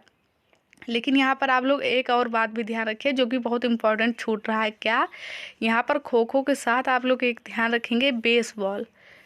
बेसबॉल भी ध्यान रखेंगे कि बेसबॉल में भी 9 खिलाड़ी होते हैं। और नेट बॉल के साथ आप लोग एक क्या ध्यान रखेंगे? कबड्डी। कबड्डी में भी क्या होते हैं? 7 खिलाड़ी होते हैं। तो ये ट्रिक के द्वारा तो आप लोग इसका जान पाए कि पोलो, बास्केटबॉल, वॉलीबॉल, नेटबॉल, जिम्नास्टिक और खो खो में कितने खिलाड़ी होते हैं। लेकिन नेटबॉल के साथ कबड्डी ध्यान रखेंगे कि 7 होता है। और खो खो के साथ बेसबॉल ध्यान रखेंगे आप लोग 9 होते हैं। और खो खो को अगर आप लोग ट्रिक से ना ध्यान रख पाए तो ऐसे ध्यान रखिए, खो खो 9 9, खो खो 9 9, ऐसे भी याद हो जाएगा। लेकिन ये एक ट्रिक से कई खेल के ध्यान हो जाएंगे। P4 बास्केटबॉल वाली ने जिम खोली, तो ये इंपॉर्टेंट है, ध्यान रखिएगा। खिलाड़ियों की संख्या बिल्कुल कम से है, 4 5 6 7 8 और 9। और देखिए पोलो में तो 4 होते हैं। वाटर पोलो एक पूछा जाता है, वाटर पोलो भी पूछा जाता है, आप लोगों को ध्यान होगा। तो देखिए वाटर पोलो में वाटर आप लोग लिखेंगे वाटर, तो W ऐसे बनता है, कैसे? ऐसे।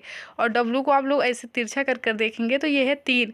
तो 4 में 3 जोड़ देंगे, कितना हो जाएगा? 7। तो ध्यान रखेंगे कि वाटर पोलो में कितने खिलाड़ी होते हैं? 7। तो आई होप आप लोगों को समझ में आया होगा। एक बार और देखेंगे तो बिल्कुल याद हो जाएगा, या कॉपी में नोट कर लीजिए, याद करिए, याद हो जाएगा। P4 बास्केटबॉल वाली ने जिम खोली, इंपॉर्टेंट। और यहाँ पर एक ध्यान रखेंगे, हॉकी, क्रिकेट, फुटबॉल, इसमें 11 11 होते हैं। ये तीनों एक साथ ध्यान रखिए कि हॉकी, क्रिकेट, फुटबॉल 11 11। आइए नेक्स्ट क्वेश्चन देखते हैं हम लोग। क्वेश्चन नंबर सेकंड क्या है? लिंगराज मंदिर कहाँ स्थित है? भुवनेश्वर, पुरी, हम्पी, कंबोडिया। मंदिर से भी एक क्वेश्चन आता है, तो आप लोगों ने याद भी किया होगा लिंगराज मंदिर। अब आप लोगों को पता है कि भुवनेश्वर और पुरी दोनों कहाँ है? उड़ीसा में। तो लिंगराज मंदिर कहाँ है? भुवनेश्वर में या पुरी में? तो राइट आंसर क्या हो जाएगा यहाँ हम लोगों का? पुरी। कहाँ है लिंगराज मंदिर? पुरी में। और वहीं पूछा जाए जगन्नाथ मंदिर, जगन्नाथ मंदिर ध्यान रखेंगे आप लोग, ये कहाँ है? पुरी, उड़ीसा में। ये बहुत पूछा जाता है। बलभद्र, आप लोगों को पता होगा कि इसमें सुभद्रा, बलभद्र और भगवान जगन्नाथ 3 लोगों की मूर्ति है। तो ये मंदिर पुरी उड़ीसा में है। यहाँ पर ध्यान रखिएगा, जगन्नाथ मंदिर भी पूछा जाता है। जगन्नाथ मंदिर पुरी उड़ीसा में, और लिंगराज मंदिर कहाँ है? भुवनेश्वर में। और देखते हैं, जो मैंने ऑप्शन लिया है वो ऑप्शन बहुत सोच कर लिया। हम्पी में किसका मंदिर है? हम्पी कहाँ है? कर्नाटक में है। हम्पी कहाँ है? कर्नाटक। और यहाँ पर विरूपाक्ष मंदिर है। कौन सा मंदिर है? विरूपाक्ष मंदिर, ये भी पूछा जाता है। तो विरूपाक्ष मंदिर हम्पी कर्नाटक में, जगन्नाथ मंदिर पुरी उड़ीसा में, लिंगराज मंदिर भुवनेश्वर उड़ीसा में। कंबोडिया में किसका मंदिर है? कोणार्क का मंदिर है। कोणार्क मंदिर कहाँ है? ये कंबोडिया देश में है। तो कंबोडिया में क्या ध्यान रखेंगे? कोणार्क मंदिर। हम्पी में कौन सा मंदिर है? विरूपाक्ष मंदिर। पुरी उड़ीसा में जगन्नाथ मंदिर। और लिंगराज मंदिर कहाँ है? तो भुवनेश्वर। महाबलीपुरम, ये सब मंदिर कहाँ है? तो ये तमिलनाडु में महाबलीपुरम मंदिर, ध्यान रखिएगा, बहुत इंपॉर्टेंट है वो भी। आइए देखते हैं नोटों पर किसकी फ़ोटो छपी है, ये इससे भी एक क्वेश्चन इम्पॉर्टेंट बनता है स्ट्रेटेजी के से कि रानी की वाव कितने रुपए के नोट पर छपी है। अब रानी की वाव ही नहीं पूछी जाती, कोणार्क मंदिर, एलोरा की गुफाएं, मंगलयान, लाल किला, गांधी जी, तो ये सब बहुत इम्पोर्टेंट बनते हैं। वैसे तो गांधी आप लोगों को वैसे भी पता है, वो तो सब पर है। वो क्वेश्चन जो बनता है कोणार्क मंदिर, लाल किला, मंगलयान, ये सब बनता है कि कितने रुपए के नोट पर हैं। तो इसको भी हम लोग एक ट्रिक के माध्यम से देखेंगे और सारा बिल्कुल सेकंडों में याद होने वाला है। लेकिन पहले इसका आंसर दे देते हैं। रानी की वाव कितने रुपए के नोट पर है, तो ध्यान रखिएगा रानी की वाव कितने रुपए के नोट पर छपी है, 100 रुपए के। और ये ध्यान रखिएगा इम्पोर्टेंट है। आइए एक ट्रिक के माध्यम से हम लोग सारा याद कर लेते हैं, क्योंकि पता नहीं है क्वेश्चन कहाँ से आए। तो देखिए, देखते हम लोग ट्रिक क्या है हम लोगों की। किस नोट पर क्या छपा है, किस नोट के ऊपर क्या छपा है उसको देखते हैं। तो देखिए ट्रिक क्या ध्यान रखेंगे आप लोग, गांधी जी को हरा सलाम। ट्रिक क्या ध्यान रखेंगे, गांधी जी को हरा सलाम, बहुत ही इम्पोर्टेंट है, ध्यान रखिएगा, गांधी जी को हरा सलाम।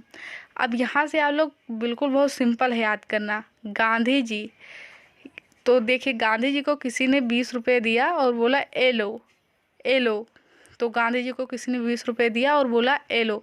तो एलोरा की गुफाएं कितने रुपए के नोट पर हैं, 20 रुपये। यही सिर्फ एक 20 रुपये थोड़ा याद करने में आप लोगों को कम अच्छा, यानी कि थोड़ा कम ठीक लग रहा होगा, बाकी सारी बहुत अच्छे से याद हो जाएगी। लेकिन ये भी ठीक है कि गांधी जी को किसी ने 20 रुपये दिया और बोला ए लो। कोई 20 रुपये दे रहा है, बोल रहा है ए लो, तो 20 रुपये पर क्या है, एलोरा की गुफाएं हैं। 20 रुपये पर क्या है, एलोरा की गुफाएं। और बाकी को देख लेते हैं, गांधी जी को हरा सलाम। देखिए एलो हो गया, उसके बाद को से कोणार्क हो जाएगा, का से कोणार्क, हा से हम्पी, रा से रानी की वाव, सा से सांची स्तूप, ला से लाल किला, मा से मंगलयान। यहाँ पर मैंने लिख भी दिया है गांधी जी को हरा सलाम। तो गांधी जी को किसी ने 20 रुपये दिया और बोला एलो, तो एलोरा 20 रुपये पर। उसके बाद यहाँ पर मैंने बताया का से क्या हो जाएगा, कोणार्क, हा से क्या हो जाएगा, हम्पी, रा से रानी की वाव, सा से सांची स्तूप, ला से लाल किला, मा से मंगलयान। तो एक ट्रिक ध्यान रखिएगा। आप कैसे याद करेंगे कि किस रुपए पर क्या है, तो बिल्कुल ये गांधी जी वाला छोड़ दीजिए, मतलब छोड़ मत दीजिए, ये समझिए 20 है, बाकी सारे सीक्वेंस से है। का वाले पर कोणार्क 10 रुपये पर है, और हम्पी कितने रुपए पर है, 50। अब 20 हो गया है तो 20 के बाद 50 ही आएगा, क्योंकि 30 और 40 की नोट ही नहीं होती। रानी की वाव 50 के बाद 100 रुपये होता है, क्योंकि आप लोगों को पता है 100 रुपये के ही नोट हैं, 60, 70, 80 के नोट ही नहीं होते। सांची स्तूप 100 के बाद कितने रुपए का नोट है, 200 रुपये का नोट है, तो सांची स्तूप 200 रुपये पर हो जाएगा। लाल किला 500 पर हो जाएगा, और 500 के बाद डायरेक्ट 2000 के नोट, तो मंगलयान 2000 के। अब यहाँ पर कन्फ्यूजन हो गया होगा, तो यहाँ से देख लीजिए, गांधी जी को कोई कह रहा है ए लो 20 रुपये, तो 20 रुपये तो यहाँ हो गए, बाकी सब 10, 50, 100, 200, 50, 500 और 2000। तो बिल्कुल सीक्वेंस से है, याद करना बहुत आसान है। पहले 10, फिर 50, फिर 50 के बाद 100, 100 के बाद 500 के बाद 500, 500 के बाद क्या हो जाएगा, 500 के बाद सीधा 2000। तो यहाँ मैंने लिख दिया है, आप लोग यहाँ से देख सकते हैं, अच्छे से समझ सकते हैं। 10 रुपये, 50 रुपये, 100 रुपये, 200, 500 और 2000। मंगलयान 2000 पर है, और लास्ट में माँ है तो मंगलयान। देखिए यहाँ से आप लोग ट्रिक जब ध्यान रखेंगे, गांधी जी को हर सलाम, तो मंगलयान लास्ट में है, तो 2000 सबसे बड़ा नोट होता है, तो 2000 मंगलयान पर है। तो ऐसे ध्यान रखेंगे, सीक्वेंस से है, याद रहेगा। कोणार्क 10 पर, हम्पी 50 पर, रानी की वाव 100 पर, सांची स्तूप 200 पर, लाल किला 500 पर, और मंगलयान 2000 पर। ट्रिक ध्यान रखेंगे, गांधी जी को हरा सलाम। आगे बढ़ते हैं हम लोग, क्वेश्चन नंबर 4। क्वेश्चन नंबर 4 क्या है, भारतीय राष्ट्रीय कांग्रेस का पहला अधिवेशन कहाँ हुआ था। अब यहाँ से कांग्रेस, भारतीय राष्ट्रीय कांग्रेस से जितना क्वेश्चन आता है, यहाँ पर सारे क्वेश्चन हम लोग इस क्वेश्चन के माध्यम से समझने वाले हैं। मैंने लिखा तो नहीं है, लेकिन मैं यहाँ पर बता देता हूँ। सबसे पहले जानिए कि भारतीय राष्ट्रीय कांग्रेस, इंडियन नेशनल कांग्रेस, पहले इसका भारतीय राष्ट्रीय संघ नाम था। इसका नाम भारतीय राष्ट्रीय कांग्रेस किसने कहा रखने के लिए, दादा भाई नौरोजी ने। अब ध्यान रखिए, सबसे पहले इसकी स्थापना हुई थी 28 दिसंबर 1985, कब हुई थी? 28 दिसंबर 1885 में। 28 दिसंबर 1885 को क्या हुआ था? इसकी स्थापना हुई थी। उसके बाद आप लोग क्या ध्यान रखने वाले हैं? 28 दिसंबर 1885 में इसकी स्थापना हुई थी और इस समय जो गवर्नर थे वो थे डफरिन। गवर्नर कौन थे? डफरिन। तो क्या ध्यान रखेंगे? इसकी स्थापना 28 दिसंबर 1885 को हुई थी और इस समय जो गवर्नर थे वो कौन थे? डफरिन थे। और इसकी स्थापना की किसने थी? तो एओ ह्यूम थे। कौन थे? एओ ह्यूम। तो आप ये इतना क्वेश्चन यहाँ से ये ध्यान रखेंगे। उसके बाद ध्यान जो रखना है, एक ट्रिक ध्यान रखिए, बकमई। क्वेश्चन क्या ध्यान रखेंगे? बकमई बहुत इंपॉर्टेंट है, ध्यान रखिएगा। पहला जो इसका अधिवेशन हुआ था वो बम्बई में हुआ था। सॉरी नहीं, मुंबई या मुंबई आप दोनों कह सकते हैं। तो पहला जो अधिवेशन हुआ था मुंबई में या मुंबई में हुआ था, दूसरा कलकत्ता में, तीसरा मद्रास में और चौथा इलाहाबाद में। ये एक सीक्वेंस से है, बहुत सिंपल है कि बकमई ध्यान रखेंगे आप लोग। बस बम्बई कस कलकत्ता, माँ से क्या हो जाएगा? बम्बई, कलकत्ता, और ये तीसरा क्या हो जाएगा हम लोगों का? मद्रास, और चौथा इलाहाबाद। ध्यान क्या रखेंगे कि पहली स्थापना 1885 में हुई, दूसरा 86 में, तीसरा 87 में और चौथा 88 में। यानी कि 1885, 1886, 1887 और 1888 में। पहले में अध्यक्ष, चारों के अध्यक्ष आप लोगों को ध्यान रखने हैं क्योंकि ये चारों अलग अलग थे। पहले अध्यक्ष कौन थे? वीसी बनर्जी, बेमसचंद बनर्जी। दूसरे कौन थे? दादा भाई नौरोजी। तीसरे कौन थे? बदरुद्दीन तैयब। और चौथे थे जॉर्ज भूले। अब ध्यान क्यों रखना है? क्योंकि दादा भाई नौरोजी और पहला तो ऐसे पूछ लिया जाएगा, पहले कौन थे? बेमसचंद बनर्जी। दूसरे कौन थे? तो दादा भाई नौरोजी। लेकिन ये क्वेश्चन आता है कि पहले बदरुद्दीन तैयब पूछा जाता है, पहले मुस्लिम अध्यक्ष कौन थे भारतीय राष्ट्रीय कांग्रेस के? तो उसके लिए ध्यान रखना है कि पहले बदरुद्दीन तैयब और पहले गैर भारतीय या पहले अंग्रेज कौन थे? तो वो कौन थे? जॉर्ज फूले। या गैर भारतीय कौन थे? जॉर्ज फूले। तो ये नाम ध्यान रखना है। अब अपने क्वेश्चन का आंसर हम लोग देखते हैं क्या है। भारतीय राष्ट्रीय कांग्रेस का पहला अधिवेशन कहाँ हुआ था? तो कहाँ हुआ था? मुंबई में। राइट आंसर हो जाएगा क्या? मुंबई या मुंबई। अगला क्वेश्चन देखेंगे, क्वेश्चन नंबर 5। क्वेश्चन नंबर 5 क्या है हम लोगों का? भारत में कितने जैवमंडल आरक्षित क्षेत्र हैं? तो ये सब वन लाइनर क्वेश्चन है, ऐसे ध्यान रखेंगे। 18। अगला क्वेश्चन देख लेते हैं, क्वेश्चन नंबर 6। क्वेश्चन नंबर 6 क्या है? निम्नलिखित में से कौन 3 प्रमुख प्रकार के शैलों में से एक नहीं है? कौन सा अलग है ये देखना है। तो आप लोगों को पता होगा कायांतरित शैल, अवसादी शैल और कायांतरित शैल, ये सब चट्टान के प्रकार हैं। क्या है? ये सब चट्टान के प्रकार है, लेकिन चुंबकीय शैल इन सबसे अलग है। तो राइट आंसर यही हो जाएगा। आगे देखेंगे क्वेश्चन नंबर 7। क्वेश्चन नंबर 7 क्या है हम लोगों का? The race of my life निम्नलिखित में से किसकी ऑटोबायोग्राफी है? आर.के. नारायण, युवराज सिंह, मिल्खा सिंह या आयुष्मान खुराना या आर.के. नारायण? तो the race of my life Milkha Singh की पुस्तक है, आप लोगों को पता होगा। आयुष्मान खुराना की कौन सी है? Cracking the code, my journey in Bollywood. बहुत पूछा जाता है और एग्जाम में पूछा जाता है, तो ध्यान रखिएगा। इनकी ऑटोबायोग्राफी है। इनकी पुस्तक का नाम क्या है? Cracking the code, my journey in Bollywood. नाम मत भूलिएगा। अगला क्वेश्चन अगला ऑप्शन देखिए, आर.के. नारायण। इनकी पुस्तक का क्या नाम है? The guide. क्या है? The guide. क्या है? The guide. इनकी पुस्तक का नाम है, आर.के. नारायण जी का ध्यान रखिएगा। Cracking the code, my journey in Bollywood, Ayushmann Khurrana. The guide, R K. Narayan. Yuvraj Singh की the test of my life और मिल्खा सिंह की क्या हो जाएगी? The race of my life. ध्यान रखिएगा। अगला क्वेश्चन देखेंगे, क्वेश्चन नंबर 8। क्वेश्चन नंबर 8 क्या है? खजुराहो के मंदिर किस राजवंश ने बनवाए थे? तो मैंने कई बार बताया है, ये चंदेल वंश। क्या है? चंदेल वंश। अगला क्वेश्चन देखेंगे, मानव शरीर का तापमान मैंने कई बार बताया 310 केल्विन, 98.6 फ़ारेनहाइट या 37 डिग्री सेल्सियस। तीनों ध्यान रखना है। तो 37 डिग्री सेल्सियस यहाँ पर राइट आंसर हो जाएगा। क्वेश्चन नंबर 10 देखेंगे क्या है? क्वेश्चन नंबर 10 क्वेश्चन है, अनुच्छेद 51A में किससे संबंधित है? तो फंडामेंटल ड्यूटी। सरदार छोड़ सिंह समिति की सिफारिश पर लाया गया था संविधान संशोधन। ये इसका भाग भी ध्यान रखेंगे, भाग 4A और 42वां संविधान संशोधन 1976। तीनों ध्यान रखना है। तो फंडामेंटल ड्यूटी से संबंधित है, मौलिक कर्तव्य से ध्यान रखिएगा। राज्य के नीति निर्देशक तत्व और मौलिक अधिकार फंडामेंटल राइट्स ये यूएसए से लिया गया है और ये आयरलैंड से लिया गया है, ध्यान रखेंगे। आगे देखते हैं हम लोग क्वेश्चन नंबर 11, हार्नबिल उत्सव किस राज्य में मनाया जाता है? तो ये इस राज्य का सबसे ज़्यादा पूछे जाने वाला उत्सव है नागालैंड। हार्नबिल उत्सव कहाँ मनाया जाता है? नागालैंड में। असम में बिहू, कुछ भी भूल जाइएगा लेकिन बिहू मत भूलिएगा कहाँ का है, तो असम का है, आसाम बिहू, तो असम का बिहू ध्यान रखिएगा। और छठ पूजा कहाँ होती है? तो आप लोगों को पता होगा छठ पूजा कहाँ होती है, बिहार में होती है, तो छठ पूजा यहीं का है। सोनपुर मेला भी कहाँ लगता है? बिहार में ही लगता है, ये भी ध्यान रखिएगा।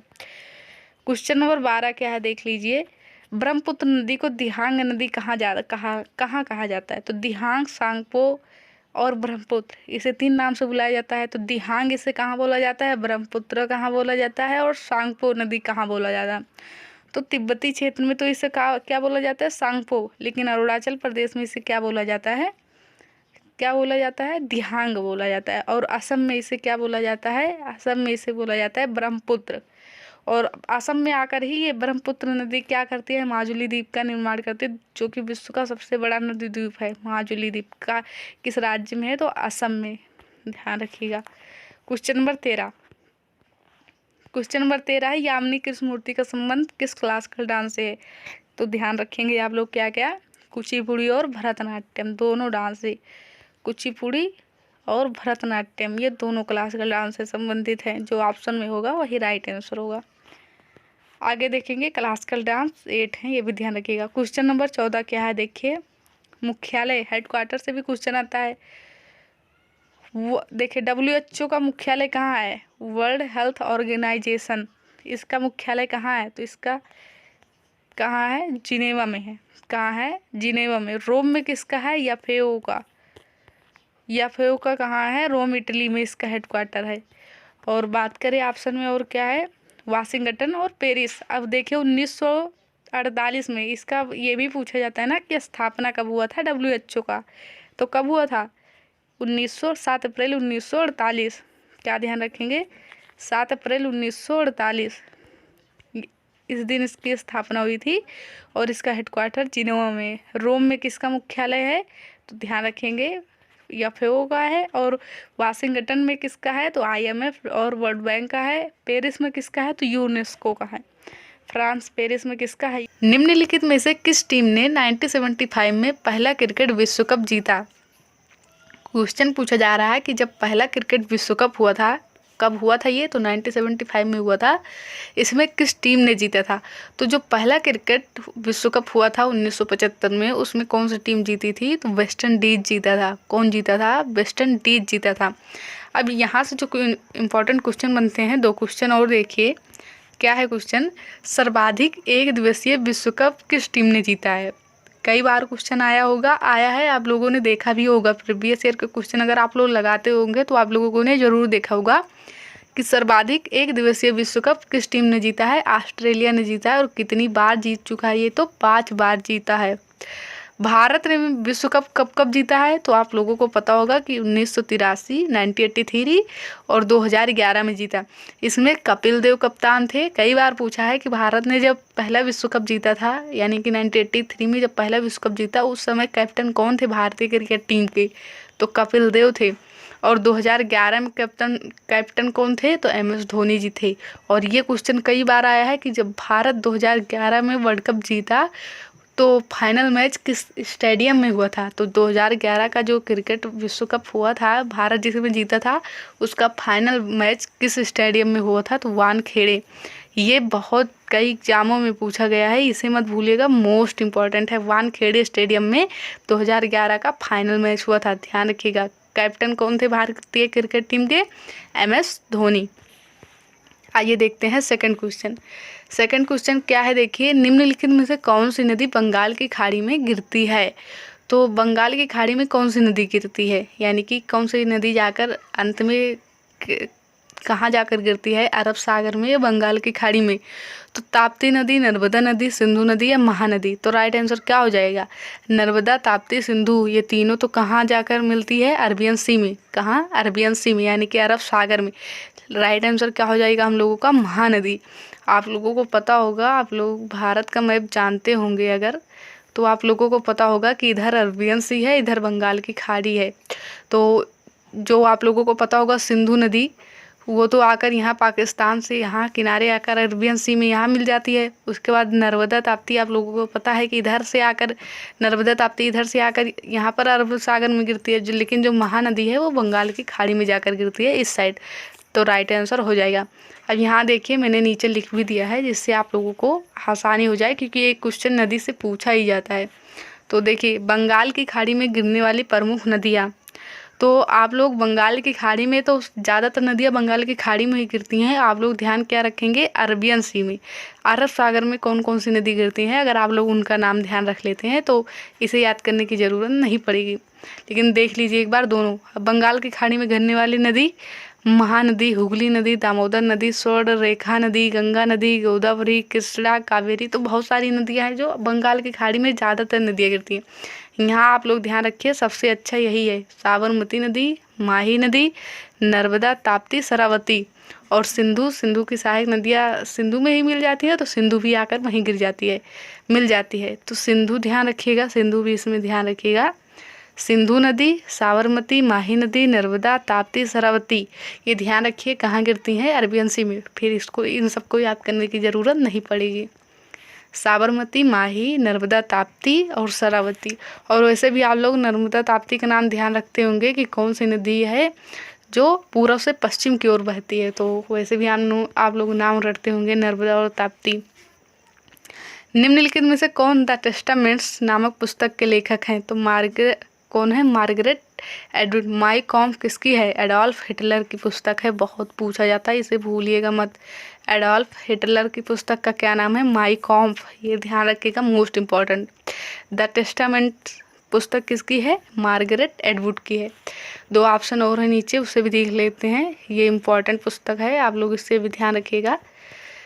A long walk to freedom, a passion of, ये अ पैशन ऑफ डांस है, ये सांस नहीं है, अ passion of dance. A passion of dance किसकी है? ये ऑटोबायोग्राफी तो किसकी है? यामिनी कृष्णमूर्ति जी की। मार्गरेट एटवुड एक कनाडाई लेखक हैं। द टेस्टामेंट के लेखक मार्गरेट एटवुड हैं और ये कनाडा के लेखक हैं।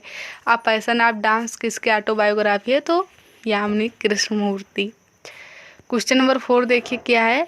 निम्नलिखित में से कौन सा ग्रंथ कश्मीर के इतिहास का सबसे विस्तृत विवरण देता है? तो ये क्वेश्चन कई बार आया है। राजतरंगड़ी, कश्मीर के बारे में लिखा गया है इस ग्रंथ में, राजतरंगड़ी के बारे में। तो इसके द्वारा कश्मीर के इतिहास का सबसे विस्तृत विवरण मिलता है।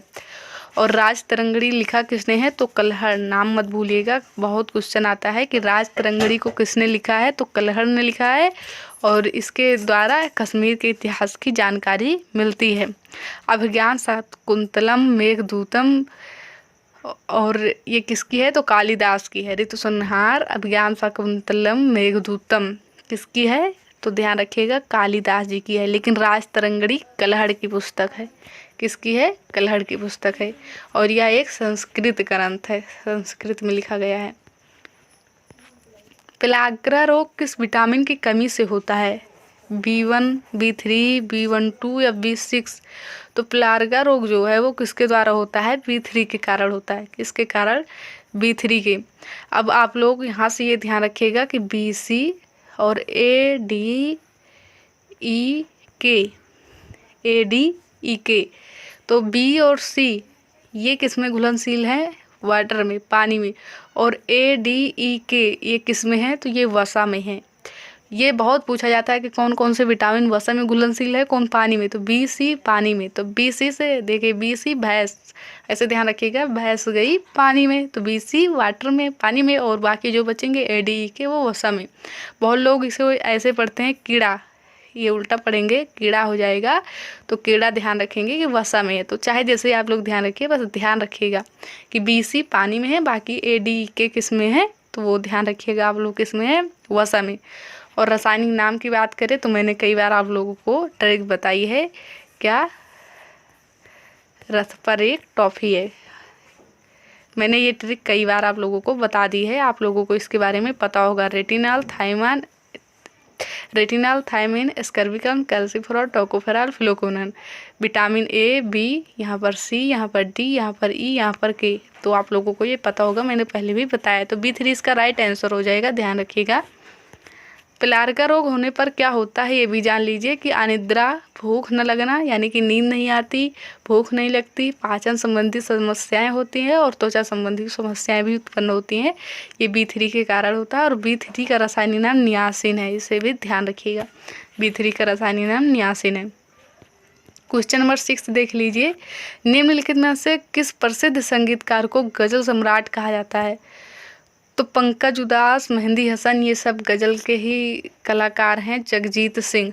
तो गज़ल सम्राट किसे कहा जाता है? तो जगजीत सिंह को कहा जाता है। चिट्ठी न कोई संदेश, जाने वो कौन सा देश, जहाँ तुम कर चले गए, ये इन्हीं का गज़ल है। तो इन्हें गज़ल सम्राट कहा जाता है। और नाम ध्यान रखिएगा कि पंकज हसन, मेहंदी हसन भी किससे संबंधित है? गज़ल से ही संबंधित हैं। गज़ल सम्राट जगजीत सिंह। नेक्स्ट क्वेश्चन देखेंगे। निम्नलिखित में से प्रसिद्ध क्रिकेटर सौरव गांगुली जी की पुस्तक का क्या नाम है? क्वेश्चन क्या पूछा जा रहा है? सौरव गांगुली की ऑटोबायोग्राफी आत्मकथा कौन सी है? Memories of my life and times, a shot at history, a century is not enough, playing it my way. तो अ शॉट एट हिस्ट्री किसकी है? ये आप सभी को पता होगा, अभिनव बिंद्रा की है। किसकी है? अभिनव बिंद्रा जी की। आ सेंचुरी इज नॉट इनफ, ये राइट आंसर हो जाएगा। किसकी है? सौरव गांगुली जी की है। प्लेइंग इट माई वे किसकी है? प्लेइंग इट माई वे किसकी है? तो ध्यान रखिएगा, महेंद्र सिंह धोनी जी की है। महेंद्र सिंह धोनी की है। Saina Nehwal, playing to win. Playing to win किसकी है? Saina Nehwal. Sania Mirza, ace against arts. The kiss of my life, Emraan Hashmi. I am no messiah, Sonu Sood. Cracking the code, my journey in Bollywood, ये किसकी है? तो आप लोगों को पता होगा, आयुष्मान खुराना। खुल्लम खुल्ला, ऋषि कपूर। तो ये सारी कुछ पुस्तकें हैं जो कि बार बार पूछी जाती हैं, आप लोगों को पता भी होगा इनके बारे में। अनुच्छेद 25 से 28 में किसका वर्णन किया गया है? तो धार्मिक स्वतंत्रता के अधिकार का 6 हैं। मैंने कल भी आप लोगों को बताया था, कल के प्रैक्टिस सेट में, और सारे को नाम भी बताया था। तो आई होप आप लोगों को पता होगा। शोषण के विरुद्ध अधिकार 23 से 24, संवैधानिक उपचारों का अधिकार आर्टिकल 32, समता एवं समानता का अधिकार 14 से 18। नीचे मैंने कुछ लिखा है, इसको भी देख लीजिए, नोट में इम्पॉर्टेंट है। क्या है? मौलिक अधिकार का उल्लेख भारतीय संविधान के भाग 3 में अनुच्छेद 12 से 35 में किया गया है और इसे लिया USA से गया है। Next question number 9। Question number 9 क्या है? देखिए, निम्नलिखित में से किसने को उसका सिद्धांत दिया था? तो स्लाइडन एवं स्वान ने दिया था 1939 में। कब दिया था? 1939 में दिया था स्लाइडन एवं स्वान ने। ल्यूमेनहॉक ने क्या किया था? जीवित कोशिका की खोज की थी। और कहाँ पर इसकी खोज की थी? तो इन्होंने पॉन्ड वाटर में, तालाब के पानी में खोज की थी जीवित कोशिका की।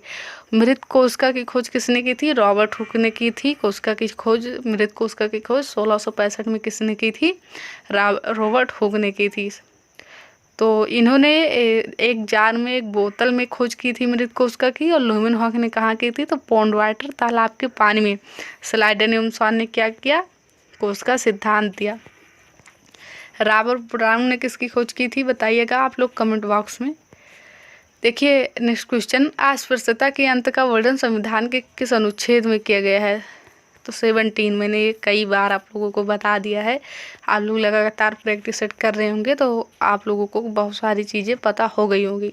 तो अस्पृश्यता के अंत का वर्णन आर्टिकल 17 में। 16 में लोक नियोजन अवसर की समानता, धर्म, जाति, लिंग आदि के आधार पर भेदभाव नहीं होगा। 15, 18 में उपाधियों का अंत। नेक्स्ट क्वेश्चन देखते हैं स्ट्रेटेजी के से। क्वेश्चन क्या है? देखिए, क्वेश्चन है, पद्मा सुब्रमण्यम, लार्मिल वेल्ली, यामिनी कृष्णमूर्ति किसकी महान प्रतिपादक हैं? ये सभी भरतनाट्यम की हैं। किसकी हैं? भरतनाट्यम की। यहाँ पर एक नाम नहीं है जो आप लोगों को ध्यान रखना है, बहुत पूछी जाती हैं। टी बाला सरस्वती किसकी हैं? वो भी भरतनाट्यम की हैं। तो पद्मा सुब्रमण्यम, लार्मिल वेल्ली, अल्लारमेल बेल्ली, यामिनी कृष्णमूर्ति, वैजंती माला, टीवाला सरस्वती, सोनल मान सिंह, ये सब नाम ध्यान रखिएगा। ये सभी लोग भरतनाट्यम से संबंधित है और बहुत पूछी जाती हैं। और इन लोगों का नाम जो मैंने बताया यहाँ पर जो लिखा है, अल्लारमेल बेल्ली, पद्मा सुब्रमण्यम, यामिनी कृष्णमूर्ति, इन तीनों लोगों का नाम एक साथ ही पूछा जाता है एग्जाम में। भरतनाट्यम ये सभी किससे संबंधित है? भरतनाट्यम से संबंधित है। और भरतनाट्यम क्लासिकल डांस किस राज्य का है? तो तमिलनाडु का है। नुआखाई त्यौहार किस राज्य में मनाया जाता है? तो उड़ीसा में। नुआखाई त्यौहार कहाँ का है? उड़ीसा का है। इम्पॉर्टेंट है, ध्यान रखिएगा, पूछा जाता है। अगला देखेंगे हम लोग, स्टेडियम से क्वेश्चन है। क्या है क्वेश्चन? भारत के प्रमुख स्टेडियमों में से नरेंद्र मोदी स्टेडियम कहाँ स्थित है? तो अहमदाबाद में है। तो मैंने बताया था अभी पीछे कि वानखेड़े स्टेडियम 2011 का जो फाइनल मैच हुआ था विश्व कप का, वो किस स्टेडियम में हुआ था? तो वानखेड़े स्टेडियम में हुआ था, ये मत भूलिएगा। तो नरेंद्र मोदी स्टेडियम कहाँ स्थित है? तो ये अहमदाबाद में है, ध्यान रखिएगा। और डीवाई पाटिल स्टेडियम कहाँ है? तो मुंबई में। डीवाई पाटिल स्टेडियम कहाँ है? मुंबई में है। 2 स्टेडियम और आप लोग ध्यान रखेंगे जो इम्पोर्टेंट है। Eden Gardens stadium Kolkata, M Chinnaswamy stadium Bengaluru, और नरेंद्र मोदी स्टेडियम कहाँ है? अहमदाबाद, भूलिएगा मत, बहुत इम्पोर्टेंट है। आगे देखते हैं हम लोग, क्या है? क्षारीय विलयन का पीएच मान कितना होता है? तो आप लोगों को ये स्किल पता होगा। क्या? इधर 7, बीच में 7 होता है, और इधर तो 7 से कम होगा तो विलयन अम्लीय होगा, 7 से ज़्यादा होगा तो विलयन क्या होगा? क्षारीय होगा। और अगर विलयन का पीएच मान 7 होगा तो विलयन क्या होगा? उदासीन होगा। एक बार फिर से ध्यान रखिए, इधर बीच में 7 होता है, तो 7 से कम तो अम्लीय, 7 से ज़्यादा तो क्षारीय, और अगर 7 होगा तो उदासीन। तो क्या पूछ रहा है कि क्षारीय विलयन का पीएच मान सदैव होता है 7 से कम, 7 होता है, 7 से ज़्यादा तो 7 से ज़्यादा होता है। यहाँ देखिए पीएच वैल्यू की खोज किसने की थी? तो सोरेनसन ने की थी। किसने की थी? सोरेनसन ने की थी। 7 से कम पीएच वैल्यू होने पर विलयन क्या होगा? अम्लीय होगा। तो मैंने ये बता दिया। तो विलयन क्षारीय कब होता है? जब 7 से ज़्यादा होता है। 7 होता है तो उदासीन, 7 से कम होगा तो अम्लीय होगा। और पीएच वैल्यू की खोज किसने की थी? तो ध्यान रखेंगे, सोरेनसन ने की थी। किसने? सोरेनसन ने। भारतीय संविधान सभा के मसौदा समिति या ड्राफ्टिंग कमेटी या क्या? प्रारूप समिति, तीनों का नाम एक ही है, तीनों एक ही हैं। के अध्यक्ष कौन थे? डॉक्टर BR अम्बेडकर थे। और अध्यक्ष सहित मिलाकर कुल कितने उसमें मेंबर थे? 7 थे। राजेंद्र प्रसाद संचालन समिति, सरदार वल्लभ भाई पटेल प्रांत समिति, पंडित नेहरू संघ समिति के अध्यक्ष थे।